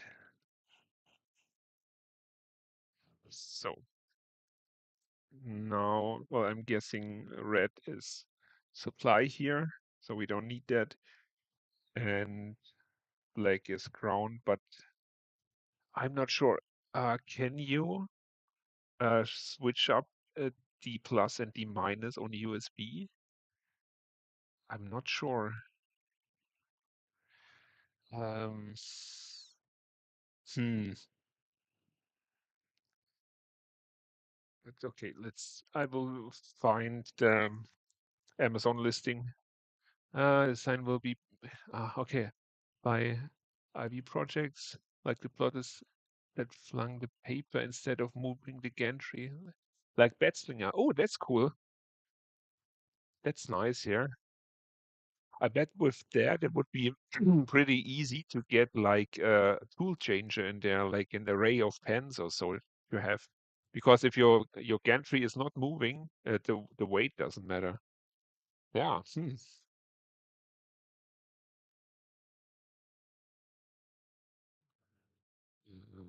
Amazon. You cannot see me. No, you can. Here, I need those. So, and no, nope. Full review again, maybe? No, just a warning.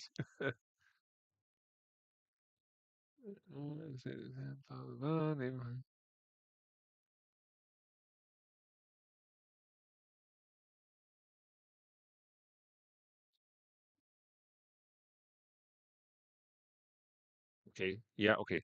For all non-German here, they are complaining that the CC wire is not connected. The CC wire is used in with a 5.1K resistor to signal the devices which one provides the power, basically. So that would be like for a power bank, you can charge and discharge via the same port, and it's telling you that with a resistor. And this means I can only receive power, but that's what I want. So that's not a problem for me. But they have not specified like the any pinout or anything. So, okay, then we just have to guess. The workbench. Good. Now I get my pinout back again. So, lowest one is ground.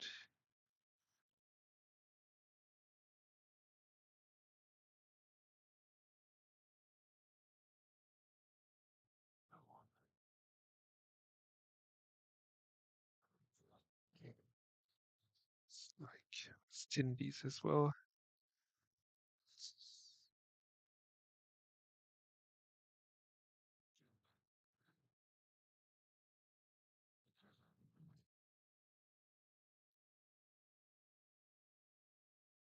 Fumes for me.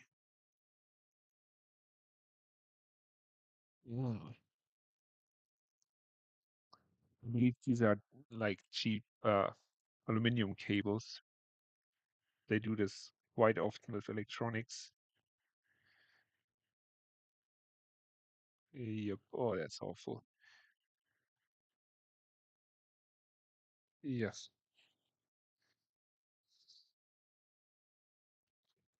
Or maybe the tip is just bad. So, so this is just clean and activate it again a bit. So all new and shiny. Let's try this again. Oh, CC or ID pin. Yeah, OTG devices. Yeah, that's right. That's right.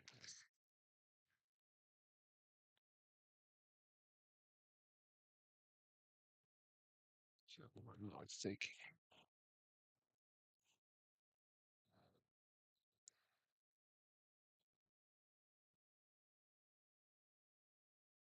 this one as well. Okay.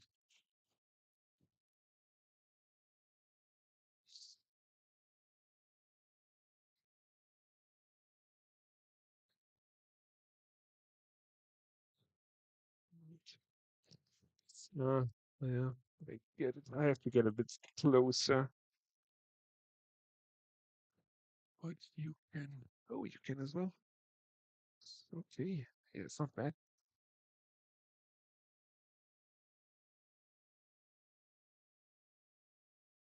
See, after the installation a bit, but that's half the fun. I will connect them now just straight on and hope it's right on the first try or it doesn't matter.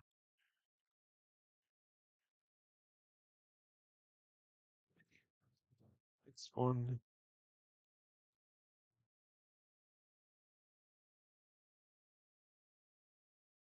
Okay.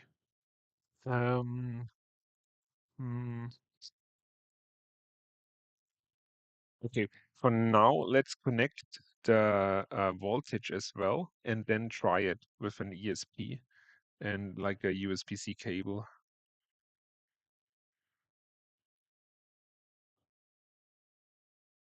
So it's all on.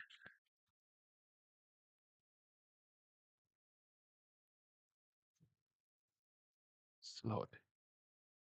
Beautiful. Looks like no shorts. Yeah. Okay.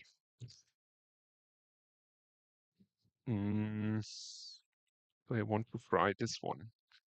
No, let's get the Arduino box.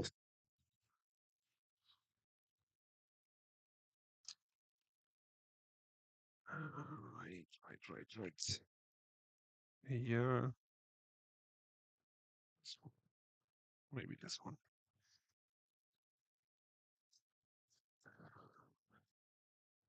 Clean work. Thank you. Thank you. I'm lucky that you can't see it up close. So you go in there.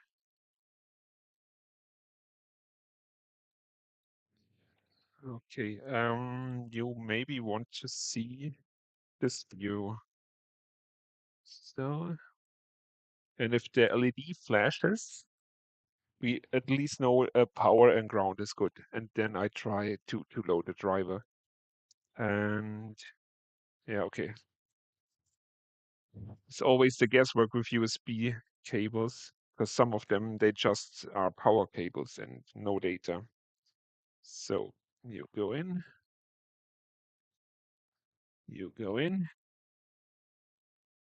and let's hope for no smoke. Huh. And it's out of focus, of course. But I believe you have seen the LED. Maybe you can do it again. LED off, LED on. And yeah, I have heard the Windows ding. And okay, can I get okay, take you back here. And now let's do D or error term. Yeah, okay, let's maybe flash it. Fuzzy.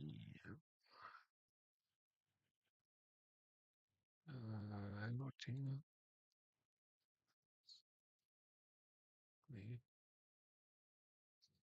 No.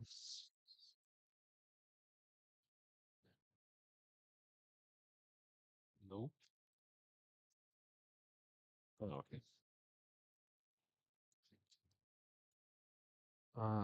1 second, you will see something.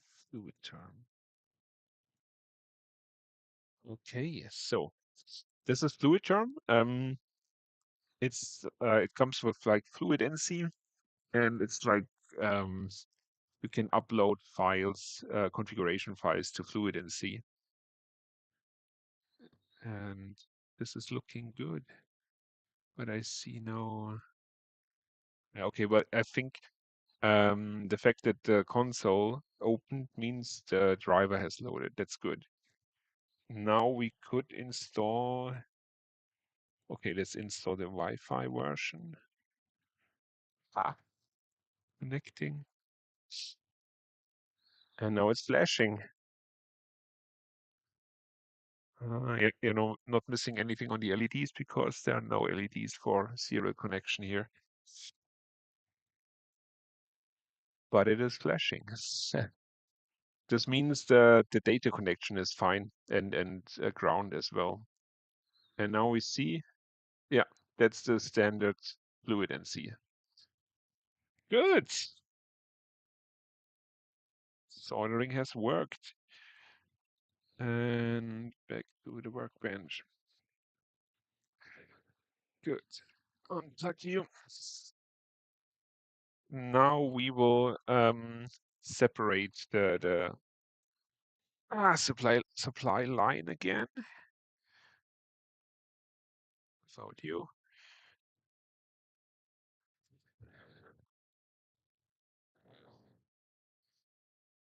Okay.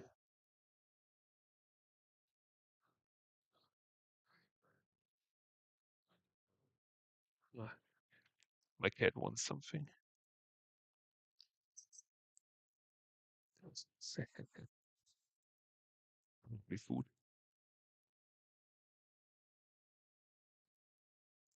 Okay. Wait for the soldering item to get there.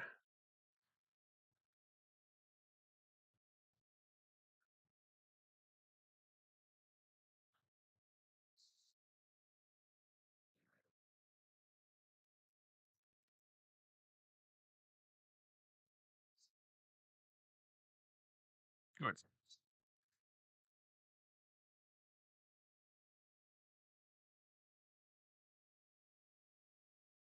Good. Okay. We have the connectors. We could screw this in, get the belt tensioned, and then be done and hope the magnets stick now.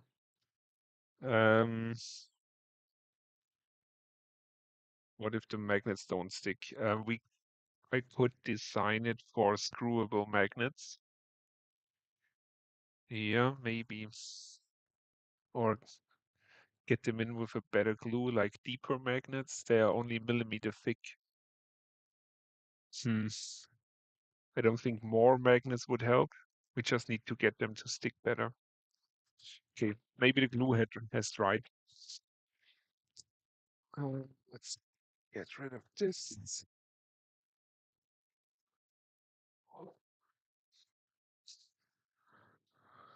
So you can't see that much. Here we are back again. Okay.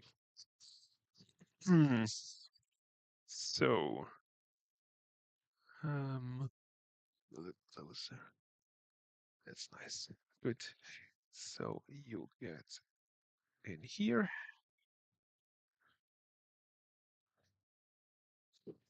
And yeah, you know what? I can snip this.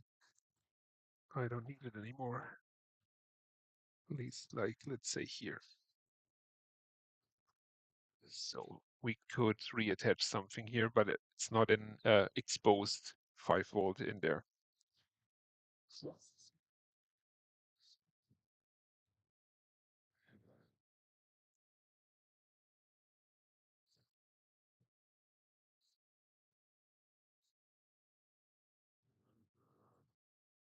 And works.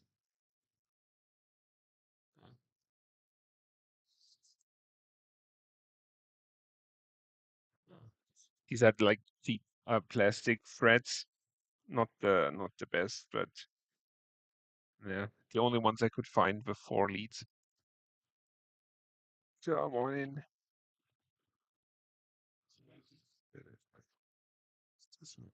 Okay.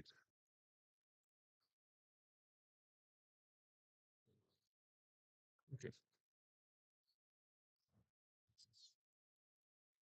Mhm.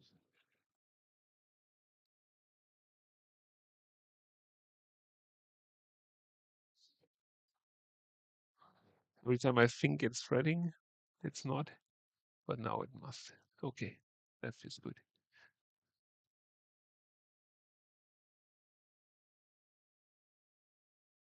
Turning loose. Maybe I should have designed this thicker. No, no, it's grabbing now. Okay, and that looks pretty clean, right? Just 2 sockets outside, USB-C and power. That's good. So we plug this in here, and that's it for electronics. I grow this a bit here. Good. Okay. Now we need the belt. For the belt, I have like 224 teeth here. You can make this out.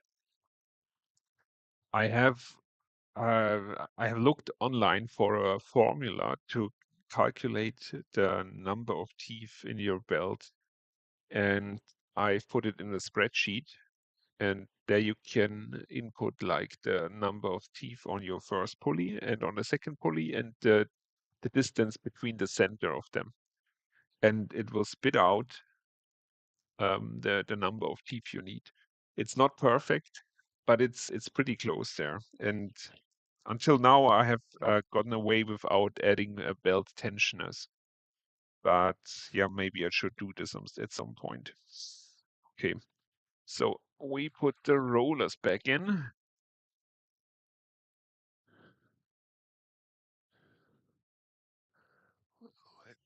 Wider. There we go.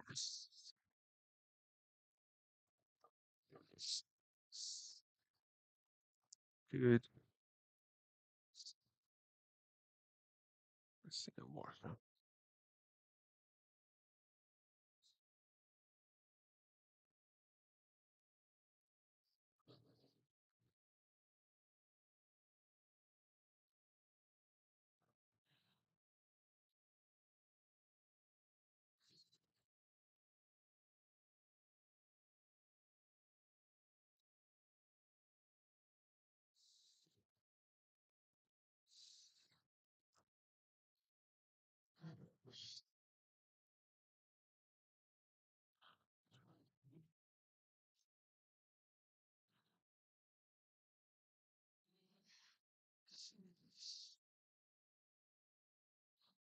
Good. Mm. So now the belt goes around here. And now while holding it like this, there has to be a little loop here.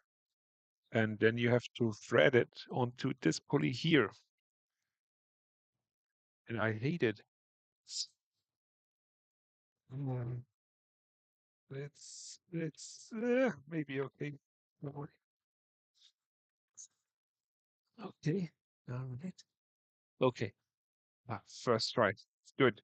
So now we have to hold it like this to keep the tension of the pulley so it won't slip off, and press it down so the rollers will not come out.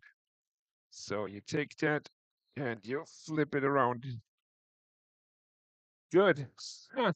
Okay, so we need the 2 bearings from earlier. And we just push them in.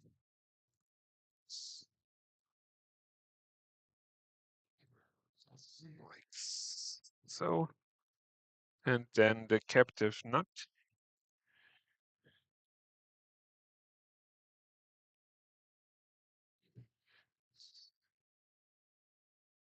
This pulls it all together.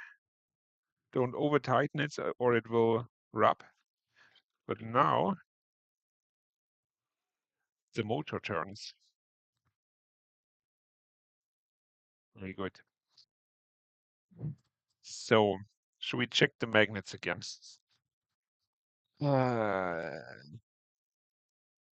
I hope the glue has dried.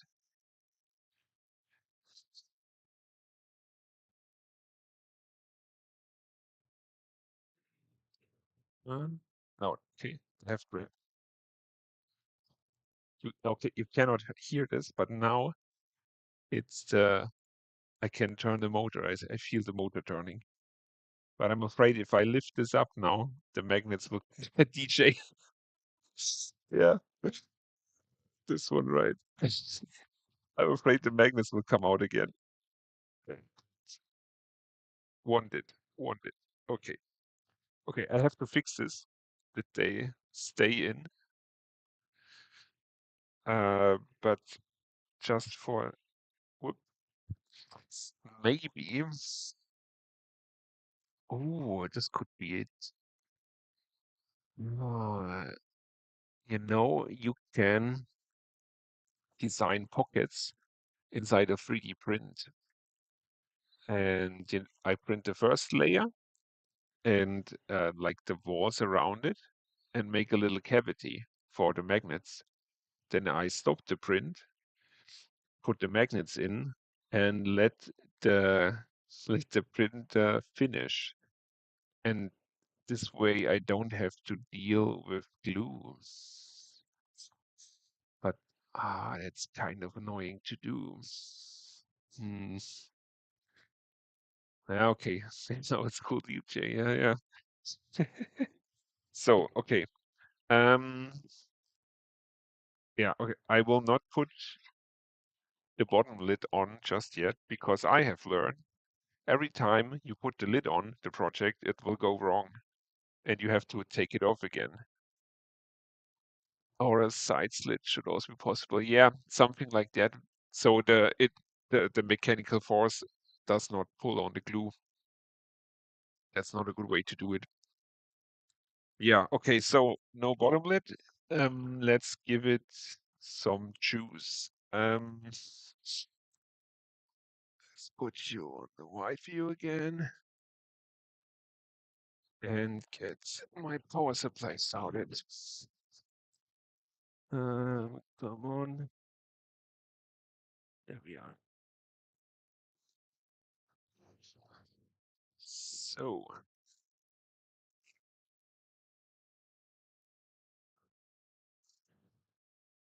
I don't think you can see this on even the widest setting. No. Okay. I have like a bench power supply here. Nothing fancy. It's the one channel. Maybe use hose with 0.2 clearance like the Voron staffs do and push in the magnets. Hmm. Oh, you mean like a friction fit? Okay. Yeah, maybe with a friction fit. Hmm. Hmm. Yeah, lots to think about. Good. Put this in. Now we have 12 volts. And if I hit this now, we have either smoke or success. No, wrong button. If I hit this now, we have either smoke or success. Looking good. Okay. LED is, you can barely see it, but the LED is on. I smell nothing. And we are pulling about 96 milliamps. Totally fine. This means the Wi-Fi has kicked in. It takes a bit of juice. So, and now for the data. Where is it? There we are. It's the cable from earlier.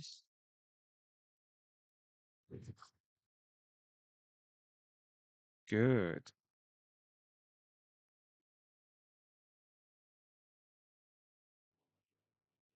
Ah, it.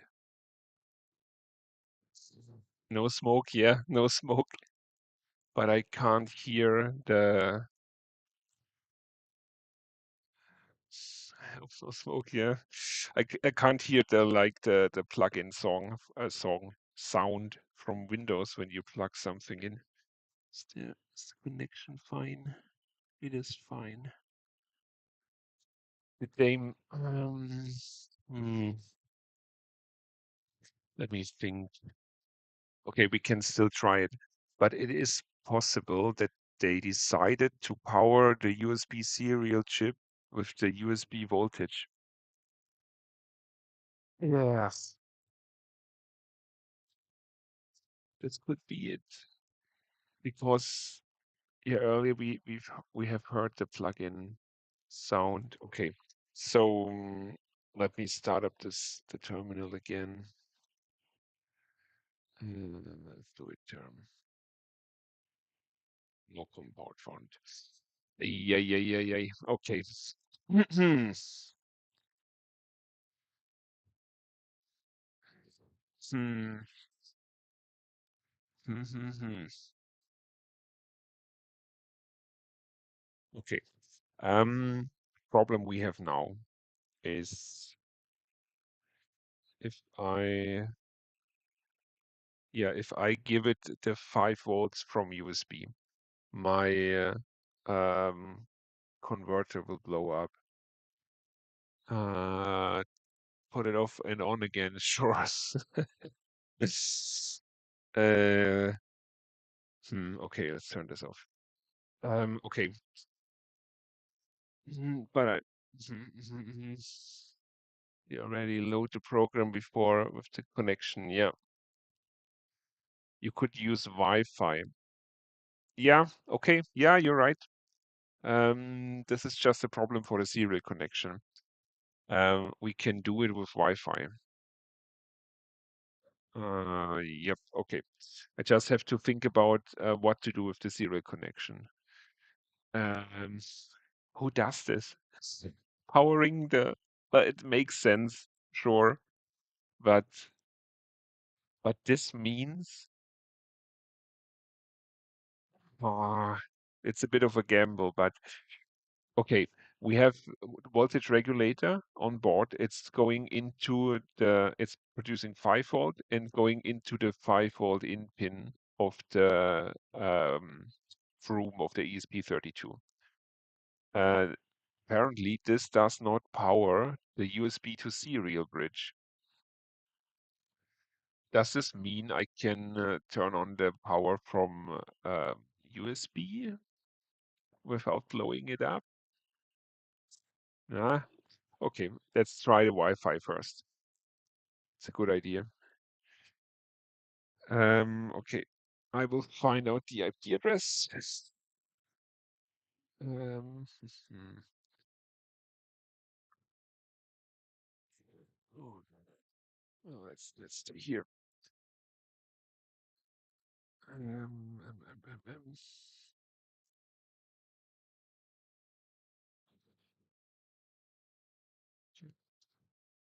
We have,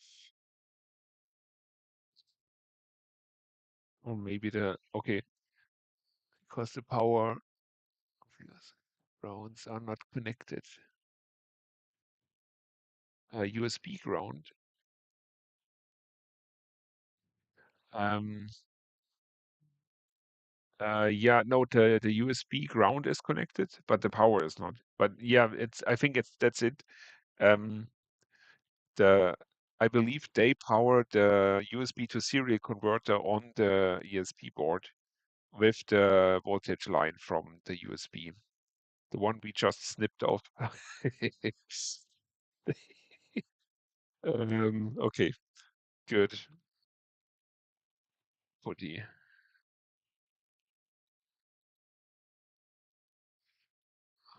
do I have this? No, it's 43. Okay, so I don't know what to show you first, but let's go with the screen capture. This is tiny. What is it? Settings. Terminal window. strokes, appearance, font, good, something like that. Okay, it's still tiny. Settings.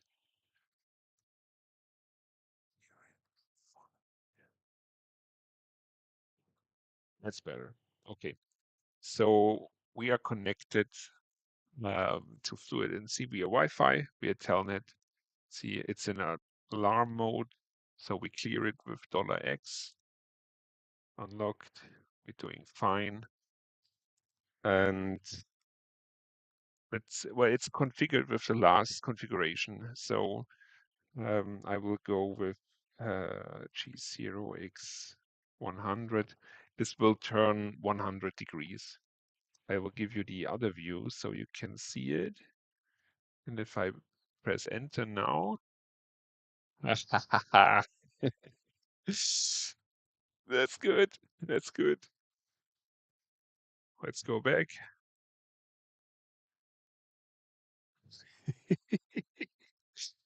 um, G0X360. So one full revolution. And okay, we need some tape.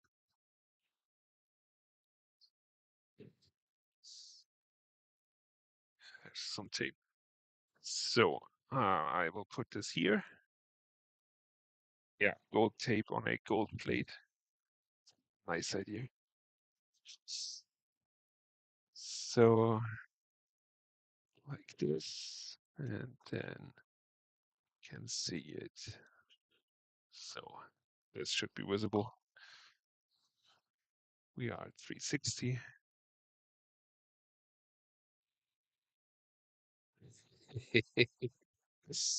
Nice. Nice. Okay.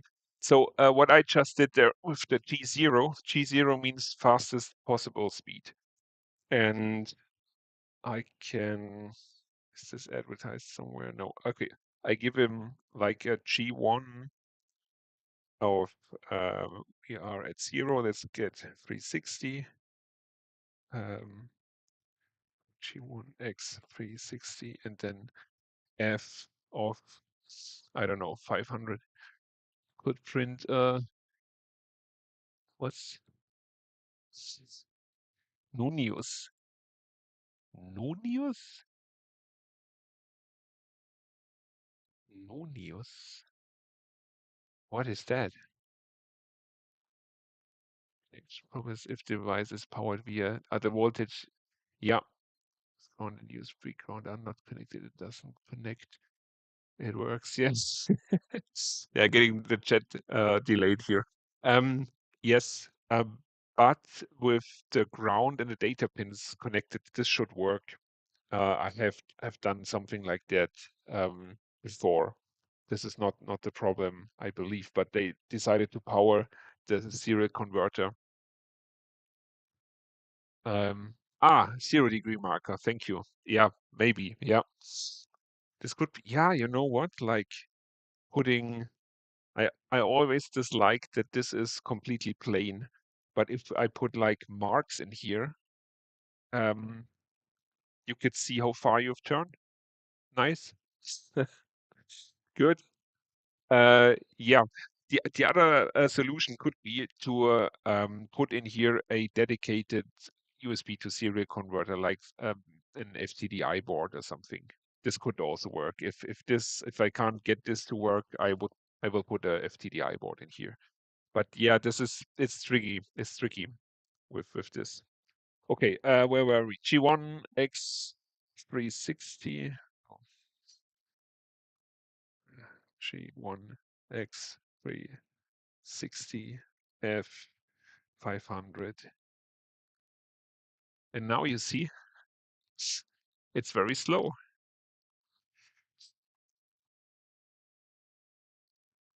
almost too slow. It's like the, what's it called? I'm thinking out of Austin Powers, where the guy gets flattened by the is a pile driver. I don't know. It's very slow. This was 500.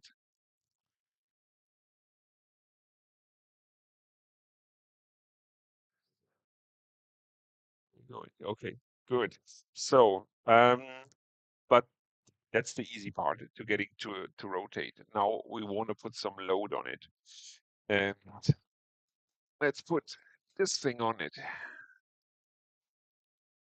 So it's pretty big. G1 X 0. So we're rotating back. Let's give it like F800 so we don't have to wait for it that long and hit it.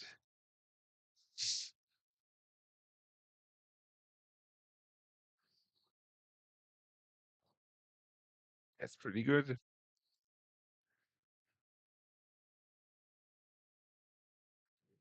And yeah, you cannot hear us on video, but I can't hear it either here. It's very quiet.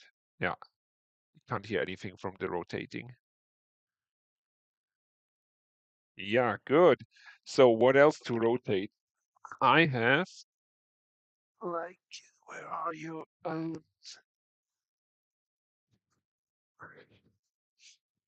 Just 1 second. Here,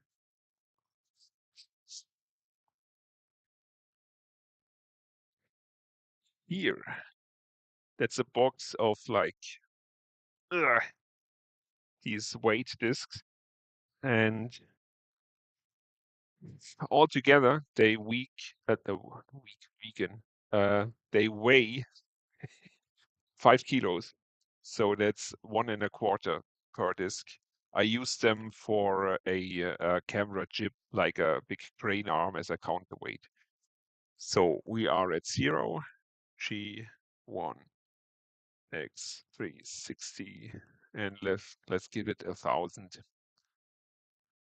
1,000. 5 kilos, no problem.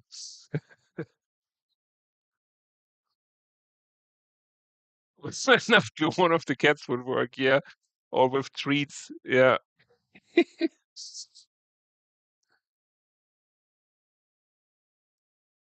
Yeah, can't hear anything.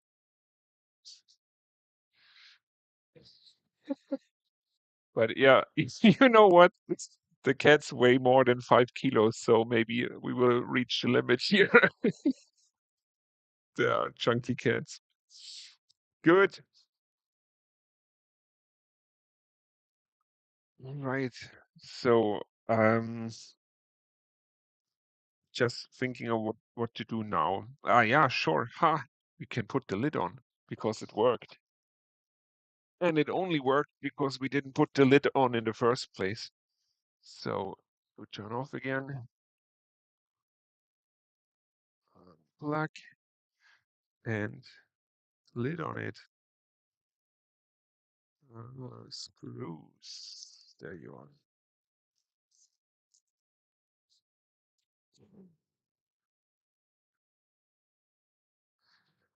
And,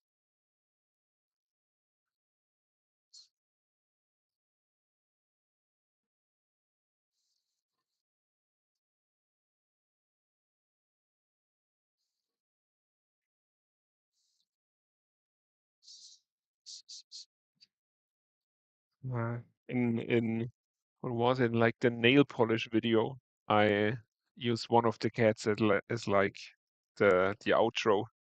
I they're not chunky, they're just Baroque physique. Yeah, yeah, plenty of physique there.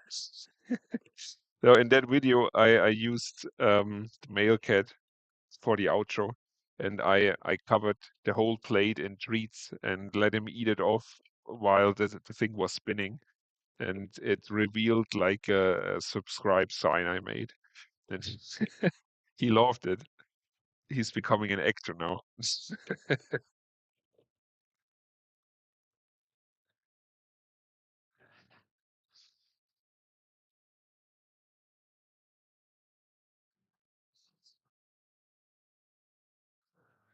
So, magnets, we are done. Besides the USB serial problem and the magnet problem, but everything else worked pretty good. I'm pretty happy with that. That's, yeah, the glue. Oh, now you want to stick or what? Here. Hmm. Okay, magnets. And if I slide them in, that's a good idea. I could print them in at least for, these tops, they are meant to be like printed a couple of them. And if you have to embed magnets each time, that gets annoying. It's just a hassle. Maybe, yeah, well, I think it's a hassle, maybe not. But it would be great if the glue would work here. Hmm.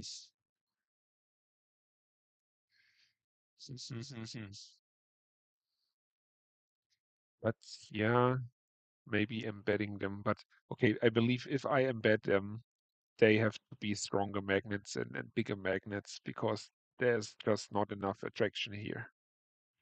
Yeah. The other possibility could be to just put like rubber rubber feet on here and stitch the magnets all together because it only has to carry a load like this pushing down. It just has to transfer it, and like 3 rubber feet would be enough for this. But the other thing I noticed, which I hate already about this, is you have it here and you want to pick it up and you grab the top. That's not good. It should somehow attach. Super glue gel works for most people. Yeah, maybe better glue. These are just like 3M double-sided tape. Yeah, but better glue could work. Yeah, super glue gel. Is there like a specific brand you have, or would be interesting because the stuff I have is just like the generic cheap glue from Amazon. Mm. But if this would not spin, then like a lock and twist action, maybe it's like a mechanical lock. hmm I just noticed my music has stopped. Yes, yeah, that's what YouTube does. They want to see if you're still breathing. Yeah, I want to continue. Thank you. Um,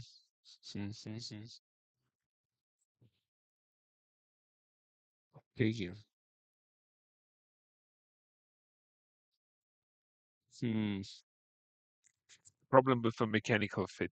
Well, like these are called like bayonet mounts, at least in German. Something you put on and then twist and it locks in place, like a camera lens, for example. The problem here would be that the uh, the other side here, this is not steady. Maybe if I turn on the voltage, oh no, it's connected. Come here.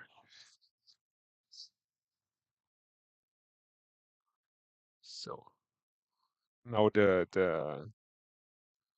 motor is locked and I have a little bit of friction here, or like resistance, not friction, a little bit of resistance, which could be enough, but maybe not for like a super tight fit.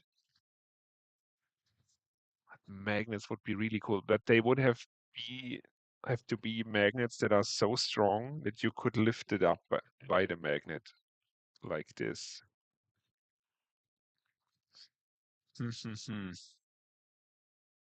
I really don't want to screw it on.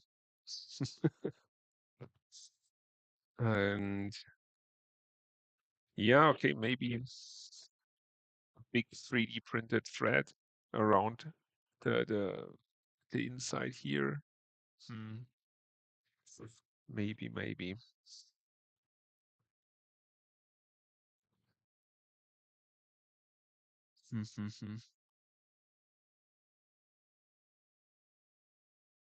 Okay, but I think it will be about it for today. Yeah, this was really good, really fun. I did not expect anyone to show up besides the people I bribed to do so. Spring-loaded pushers? Spring-loaded pushers. What you like a snapping mechanism? You mean it like it clicks in, or what do you mean? A hole in the side so you can push them back. Yeah, something like that. If you push it down and it clicks, and then you push on the outside and unlock it, and then you can lift it. Phew. Okay. Yeah. Yeah. Okay. Something to think about. Okay. Yeah. But thank you all for coming, and yeah, for engaging and chat messages and everything. It's amazing. I'm planning to do another one, more magnets, big flat magnets with more surface area. Yeah, I think so. But once you get to a certain size of magnets, you cannot keep them flat because the magnetic field doesn't want to orientate that way. You can get like non-homogeneous magnets, like magnet mats or so, but they are very weak. I'm tending towards a mechanical solution with a click, with a snap, and it should be something where this top is replaceable without any mechanical components in it. This is just a 3D print you can do, but in here, two latches on the side and that stick out, and then you snap it on, and to get it off, you push the sides like now I know. Now I know. Where is it? Ah, here. This is not focusing. Are you gonna focus? This is it. Like a lens cap.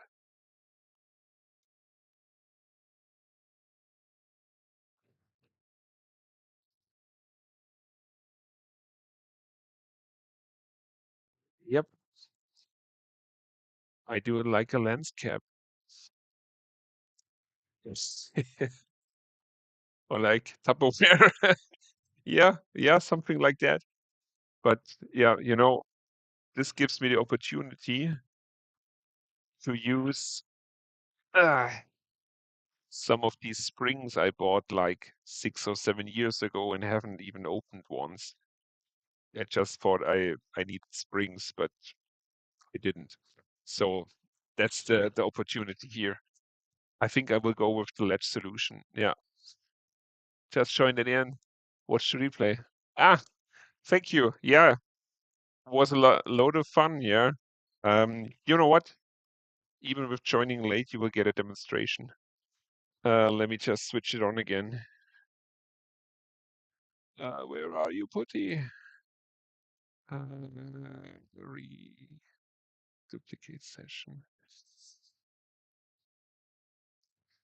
So to give you a brief overview what we've done here. That's like we built this whole thing. That's a magnet, a rotating table to put stuff on and film stuff while it rotates. It's completely contained in this box. It's supported with V-slot rollers, and we have put 5 kilos on here, and it still rotates just fine. So yeah, um, I tried to get the top to stick with magnets, but once I lift the top, the glue of the magnets comes loose. So magnets are out of the question. And Mirando made a good suggestion with like a latching mechanism, and I thought, where are you here? Just like a lens cap. I would do it just like a lens cap and push from the sides to unlock it again. Something like that. Okay, but demonstration. Let it snap.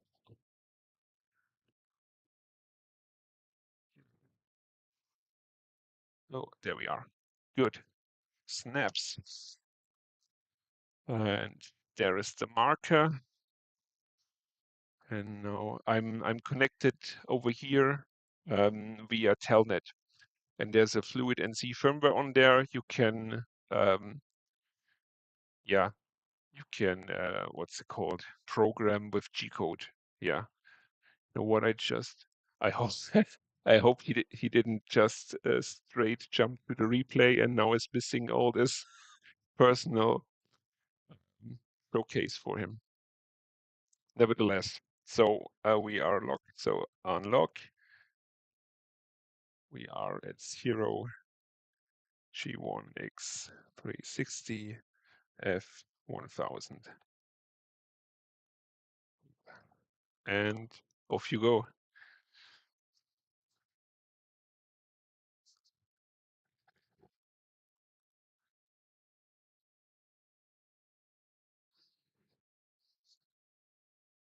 It does not drive a TFT screen. Um, yeah, you can connect the screen. I have tried it; it did not work. I bought the specific model they have in like the tutorial, and it did not work. This was like half a year ago. Maybe they have changed something. But you can, they claim you can connect these little OLED screens to it. They are like 32 by 128 pixels, tiny, and display some basic information there. With fluidnc, I think the main output is only small OLED. Yeah, right. No big TFTs. The main output would be the web page, I think, or some other web service. And yeah, I think Marlin also is better for connecting TFTs.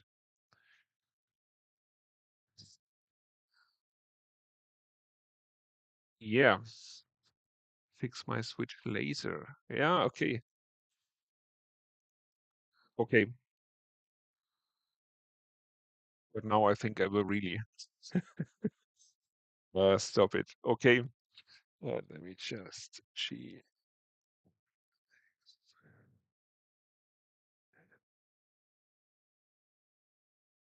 a goodbye spin. Okay, thank you all for joining. This was amazing. I want to do it in the nearest future again. And yeah, I will, the next assembly stream will be, I think so, for my pen till slider rig. And we have done now like 2.5, 2 hours. Um, the other one is huge. This is maybe like a day-long stream or something. I don't know yet. Will be a lot of work. But thank you for joining. Thank you for the comments and interaction, and have a good night.